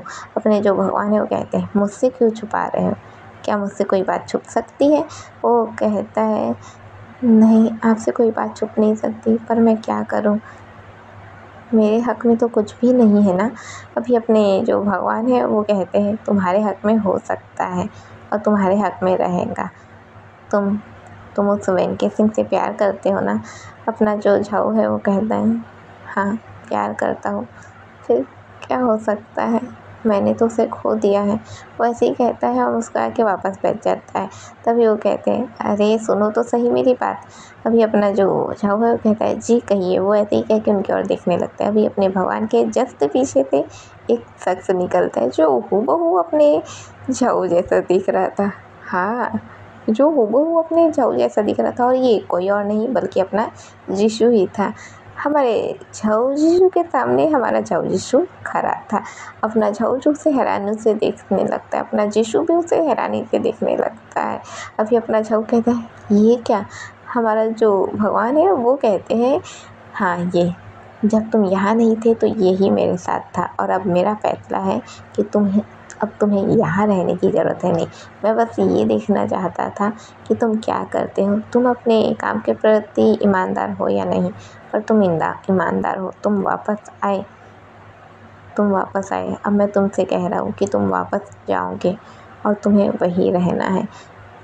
मैं तुम्हारे प्यार को कभी भी सफल नहीं होने दे सका, पर अब मैं तुम्हें सफल होने दूँगा। अब वो प्यार तुम्हारा और वो भाई बहन भी तुम्हारे। रही बात जीशु की, तो जीशु को कोई प्रॉब्लम नहीं है ना जीशु? जीशु अभी पास जाता है अपने झाऊ के, उसके हाथों को पकड़ लेता है और कहता है, मैं जो कुछ भी नहीं कर पाया वो तुमने किया है। अब मेरे दोनों भाई बहन तुम्हारे हैं, और अब मुझे नहीं लगता कि उस जगह पर मेरी ज़रूरत है। जानता हूँ मेरी मौत हो चुकी है, मैं चाहकर भी कुछ नहीं कर सकता था, पर हाँ, मैं रहता भी तो क्या कर लेता। उस जगह पर मेरे भाई बहन को सिर्फ तुम संभाल सकते हो, और वहाँ पर तुम्हारा लावेन है ना, उसे तुम्हारी ज़रूरत है। तुम जाओ वापस। झाऊ जीशु, वेन केसिंग के आशु, तुम जाओ वापस। वो ऐसा ही कहता है, और अब सीन कट होता है। हम देखते हैं हमारे झाऊ ने वेन को सब कुछ बता दिया था। अपना वेन बहुत ही ज़्यादा खुश हो जाता है, अपने झाऊ को खुशी से गले लगा देता है। फिर उसकी आंखों से आंसू बहते हैं और कहता है, क्या जीशु वहाँ खुश है? अपना वेन कहता है, हाँ, अब जीशु मेरी जगह पर है। मतलब कि अब अपना जो जीशु है वो भगवान का दूत बन चुका है। अब सीन कट होता है। हम देखते हैं हमारे वेन ने जीशु को सीधे उस घर में ले आया था। जैसे इन लोग उसे देखते, हमारी किन और हमारी होंगडू जैसे ही देखते वो दौड़ते हुए सीधे ही अपने जीशु के गले लग जाते हैं। दोनों के दोनों गले लग जाते हैं और कहते हैं, भाई आप कहाँ चले गए थे? हमने आपको कितना इंतज़ार किया, हम आपके बिना नहीं रह पा रहे थे। भाई आपने क्यों किया ऐसा? क्यों आप छोड़ के गए हम लोग को? वो ऐसे करके शिकायत करने लगते और रोने लगते। अभी अपना झाऊ जो उनको दोनों को गले लगा देता है और कहता है, मैं तुम्हें छोड़कर कहीं नहीं जाने वाला, मुझे माफ़ कर देना, मैंने तुम लोगों को इतना ज़्यादा हर्ट किया ना। अभी दोनों के दोनों रोने लगते हैं और सिसकते हुए कहते हैं, हाँ आपने बहुत ज़्यादा किया, पर कोई बात नहीं, आप हमारे ही भाई है। वो ऐसे ही कहते हैं और इन लोग एक दूसरे को गले लगा के रखे हुए थे। यहाँ से अपना वेन भी देख रहा था और वो मुस्कुरा रहा था। अभी अपना जो वेन ऐसे देख रहा था तो हमारा जीशु उसे इशारा करता है कि इधर आओ। वो पास जाता है। अब इन लोग चारों के चारों एक दूसरे को हक कर लेते हैं। यहीं पर अपनी जो गुशियांग है वो दूर से देखते रहती है। अपना वेन भी उसे देखता है तो उसे अपनी ओर बुलाता है। इन लोग एक साथ में एक दूसरे को हक कर लेते हैं। अब जैसे इन लोग हक कर लेते हैं, थोड़ी देर हक करने के बाद अब इन लोग एक दूसरे से दूर हटते हैं। और एक दूसरे से दूर हटने के बाद अब फाइनली अच्छा हो गया था सब कुछ, कि हाँ अब सब कुछ ठीक है। फाइनली उन लोग का भाई आ गया था। अब जो बिजनेस है वो अपना जो वेन और हमारे झाऊ संभाल रहे थे, और किन भी इस बिजनेस में भी ध्यान दे रहा था। वो अपना अलग से स्टडी भी कर रहा था। हमारी होंगडू जो कि अपना स्टडी कर रही थी, अपनी गुशियांग भी अपना वो काम वाम में ध्यान ही दे रही थी। और इस वक्त पर अपना जो वेन है वो अपनी गुशियांग पर भी ध्यान दे रहा था, अपना जो वर्क है वो भी कर रहा था। अब ऐसे ही निकलते जाता है, हमें लगभग एक हफ्ते के बाद का सीन दिखाया जाता है। और चलिए आप सभी ब्लूटूथ का इस्तेमाल करने के लिए तैयार रहिएगा, क्योंकि आगे आने वाला है सीन। हम देखते हैं हमारी जो होंगलू है वो अपनी गुशियांग और किन साथ ही अपनी यूनसाई के साथ बाहर गई हुई थी, और हमारी यूनसाई जो है वो होंगलू के साथ थोड़ा फ्रेंड जोन में बन गई है। लाइक वो उसकी टीचर ही है, वो जब तक कि उसके साथ उसकी क्लास में है तो वो उसकी टीचर ही है, पर वो उसके साथ जब वो बाहर है तो उसकी एक दोस्त बन गई है। भले ही वो उससे एज में ज़्यादा है, ऐसा तो है नहीं कि बच्चों को स्टडी करने की मतलब स्टडी करवाने की इजाज़त रहती है, टीचर बनने की इजाज़त रहती है। वो उससे एज में ज़्यादा ही है, पर वो उसकी फ्रेंड जोन में बन गई है।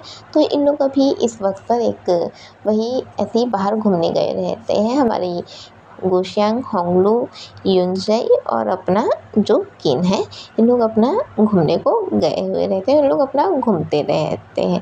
वहीं हम अपने वेन और झाओ को देखते हैं, जो इस वक्त पर अपना जो कंपनी है वहाँ से काम वाम करके अपना घर पहुँच गए थे। जब उन लोग घर पहुँचते हैं तो अपना जो वही वहाँ का जो स्टाफ मेंबर है उससे पूछते हैं कि इन लोग कहाँ है करके, तो बताते हैं कि वो चले गए हैं अपना घूमने के लिए और इन लोग भी जा रहे हैं।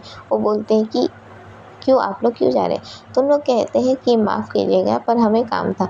वो ऐसे कह के चले जाते हैं। वो जैसे ही जाते हैं पूरा का पूरा घर सुनसान था। इन लोग अपना सोफ़े पर जाकर बैठ जाते हैं। सामने में ही पानी रखा हुआ था, दोनों के दोनों पानी पीते हैं। अब पानी पीने के बाद अब जैसे इन लोग पानी पीते हैं तो पानी पीने के बाद एक दूसरे की ओर देखने लगते हैं। फिर अपना वेन कहता है, आशु क्या तुम्हें कुछ खाना है? वो ऐसे ही कह के अभी किचन की ओर जाता है। अब वही अपना वेन के ऐसे कहते ही जैसे वो जा रहा है तो अपना झाऊ कहता है, हाँ मुझे खाना है। वो ऐसे ही कह के अभी अपने वेन के पीछे आता है। अपना वेन कहता है, आशु तुम आराम करो, मैं तुम्हारे लिए ला रहा हूँ। अपना झाऊ कहता है, हाँ हाँ मुझे पता है। वो ऐसे ही कह के अभी उसके साथ किचन में आ जाता है। किचन में आने के बाद हम लोग नॉर्मल सा डिनर बनाते हैं जो दोनों के दोनों खा पाए। अपना वेन कहता है, मैं कर लूँगा ना, पर अपना झाऊ कहता है, मैं भी कर लूँगा ना। वैसे ही कह के एक दूसरे से बहस भी करते हैं और बनाने लगते हैं। अब जैसे ये बन रहा था तो बनते बनते अब इन लोग इसी में बिजी रहते हैं। अब अपना जो झाऊ है वो वेन को देखता है, फिर उस खाने के बनने के तरीके को देखते हैं। अब वो सीधे ही वेन का कमर पकड़ लेते हैं। जैसे वो वेन का कमर पकड़ते हैं, वेन बोलते हैं, आशु क्या कर रहे हो? अपना वेन कहते कहते ही झाऊ कहता है, ला वेन।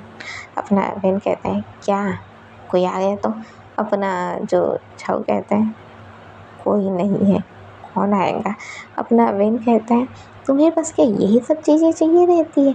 अपना झाऊ कहता है, इतने सालों का इंतज़ार, कुछ तो दे दो।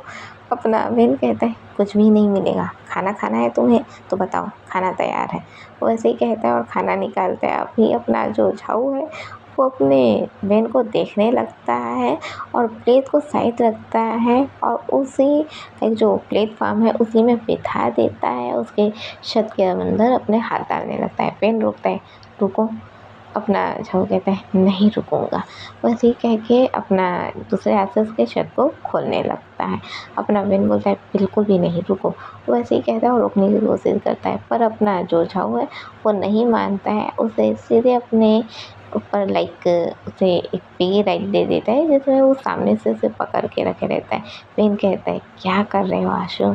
अपना झाऊ कहता है, बिल्कुल भी नहीं, मैं कुछ भी नहीं कर रहा। वो उसे ऐसा ही कहता है और उसे वैसे ही पिगी राइट दे उसे सामने से ही पकड़ के रखा हुआ है, जैसे हम छोटे बच्चे को पकड़ते हैं वो वैसे ही पकड़ के रखा हुआ है। उसे ले जाकर वैसे ही ले जाता है और सोफे पर लेटा देता है। जैसे ही लेटाता है वेन उठने की कोशिश करता है और कहता है, आशु खाना खा लो, क्या कर रहे हो? वैसे ही कहता है। अभी अपना झाऊ कहता है, खाना ही तो खाने जा रहा हूँ। वो ऐसे ही कहता है, अपने वेन के गले पर किस करने लगता है, उसके नीक पर हल्के हल्के किसेस देने लगता है, उसे हिक्की देने लगता है। अपना वेन जो दूर कर रहा था, पर अपना झाऊ बिल्कुल भी दूर हट नहीं रहा था। अब अपना वेन भी क्या करता है, वो भी आखिर अपने झाऊ से प्यार करता है। वो अब उसे बैक किस करने लगता है।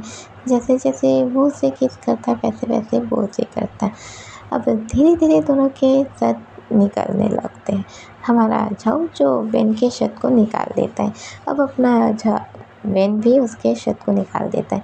अब दोनों एक दूसरे को किस करने लगते हैं। हमारा झाऊ जो उसके नीक पर किस कर रहा था, फिर उसके चेस्ट पर किस कर रहा था और किस करते करते नीचे जा रहा था, फिर से उसके लिप पर किस करने लगता लगता है। अब हमारा जो झाऊ है वो उसे किस कर रहा था, अब अपना वेन उसे पलट देता है, अब वो उसे किस करने लगता है। अब इन लोग एक दूसरे को किस करते करते हमारा झाऊ उसे फिर से अपने गोद में ले लेता है और फिर गोद में लेने के बाद उसे धीरे धीरे करके वो अपने रूम तक के ले जाने लगता है।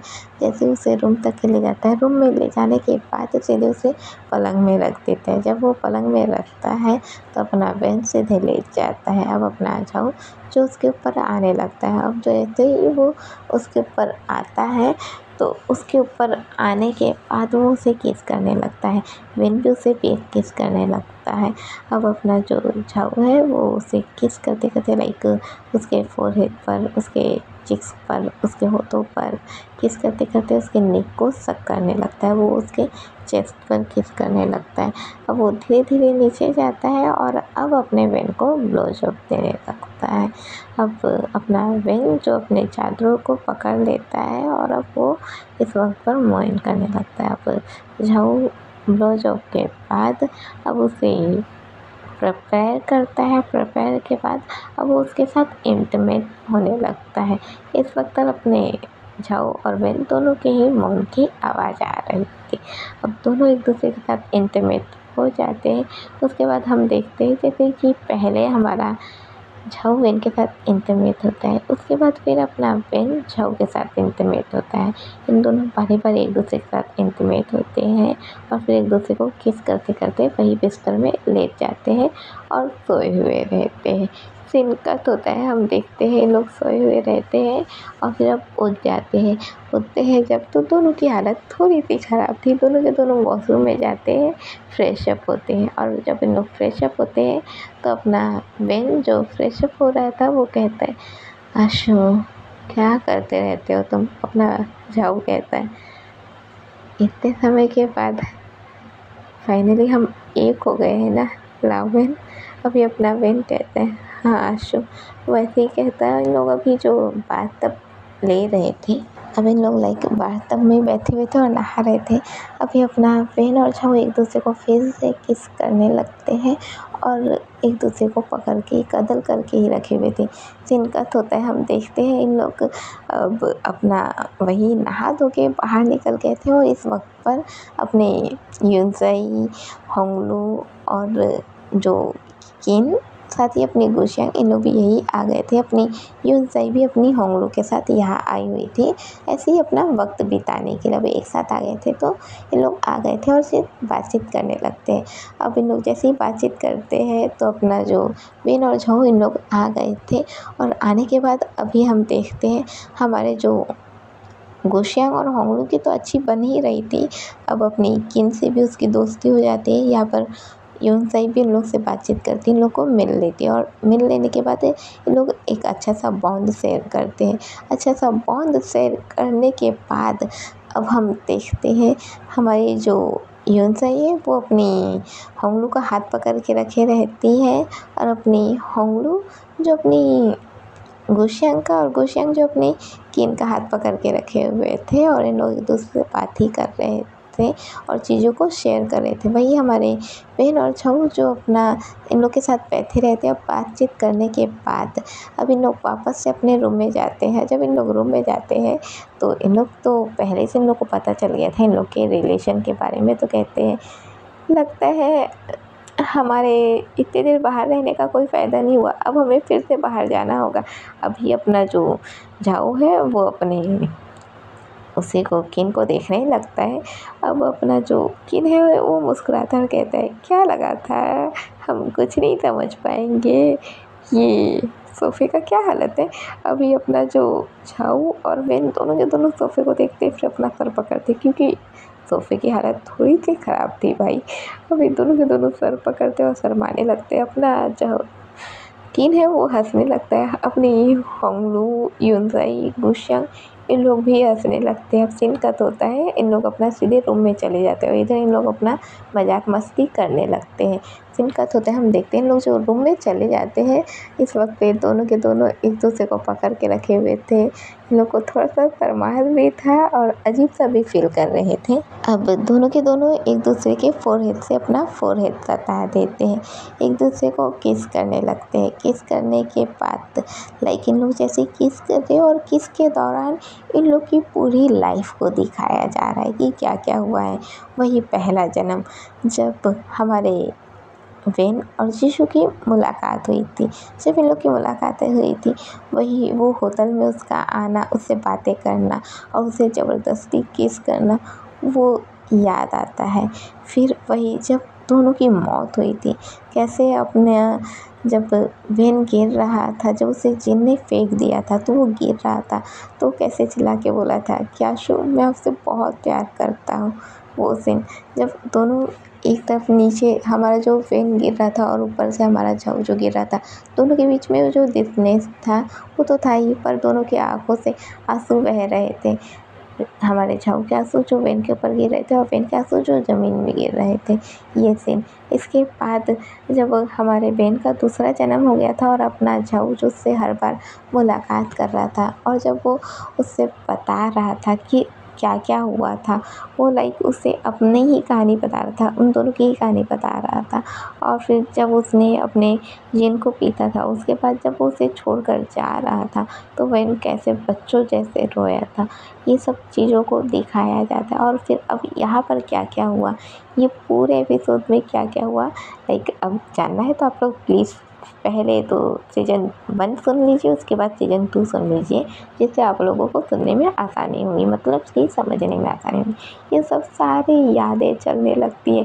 ये दोनों एक दूसरे को किस ही कर रहे थे और किस करते करते अब इन लोग एक दूसरे के फोरहेड से फोरहेड सताते हैं, मुस्कुराते हैं और फिर कहते हैं हमारा प्यार सफ़र हुआ, हमारा इंतज़ार सफ़र हुआ, है ना लावेन, है ना अशोक। दोनों के दोनों ऐसा ही कहते हैं और फिर से एक दूसरे को किस करने लगते हैं और साथ ही मुस्कुराते भी हैं। ये मुस्कुराने के साथ साथ ये दोनों का एक दूसरे को किस था। चलिए आप सभी मुस्कुराइए दोस्तों, क्योंकि अब कहानी इतनी ही थी।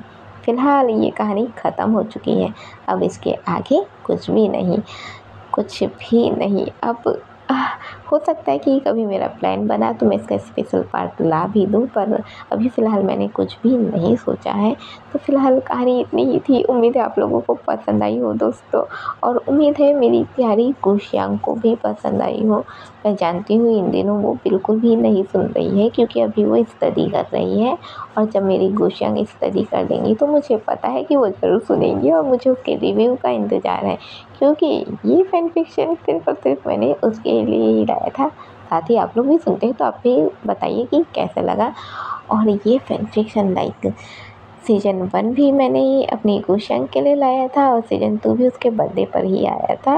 तो चलिए, ये आफ्टर फिल फॉर यू का सीज़न 2 मैजिक रीबर्थ और मैजिक ख़त्म होता है। आप सभी बताइए कि कैसा लगा, और इसका जैसा भी लगा हो प्लीज़ बता दीजिएगा। फ़िलहाल मैं चलती हूँ, बाय बाय दोस्तों, और आप सभी से मैं मिलूँगी अपने किसी भी दूसरे एफएफ के नेक्स्ट अपडेट पे। चलिए अब देखते हैं कि नेक्स्ट अपडेट अब किसका आता है। तो चलिए इंतज़ार कीजिए, फ़िलहाल के लिए मैं चलती हूँ। जय विंजोल दोस्तों।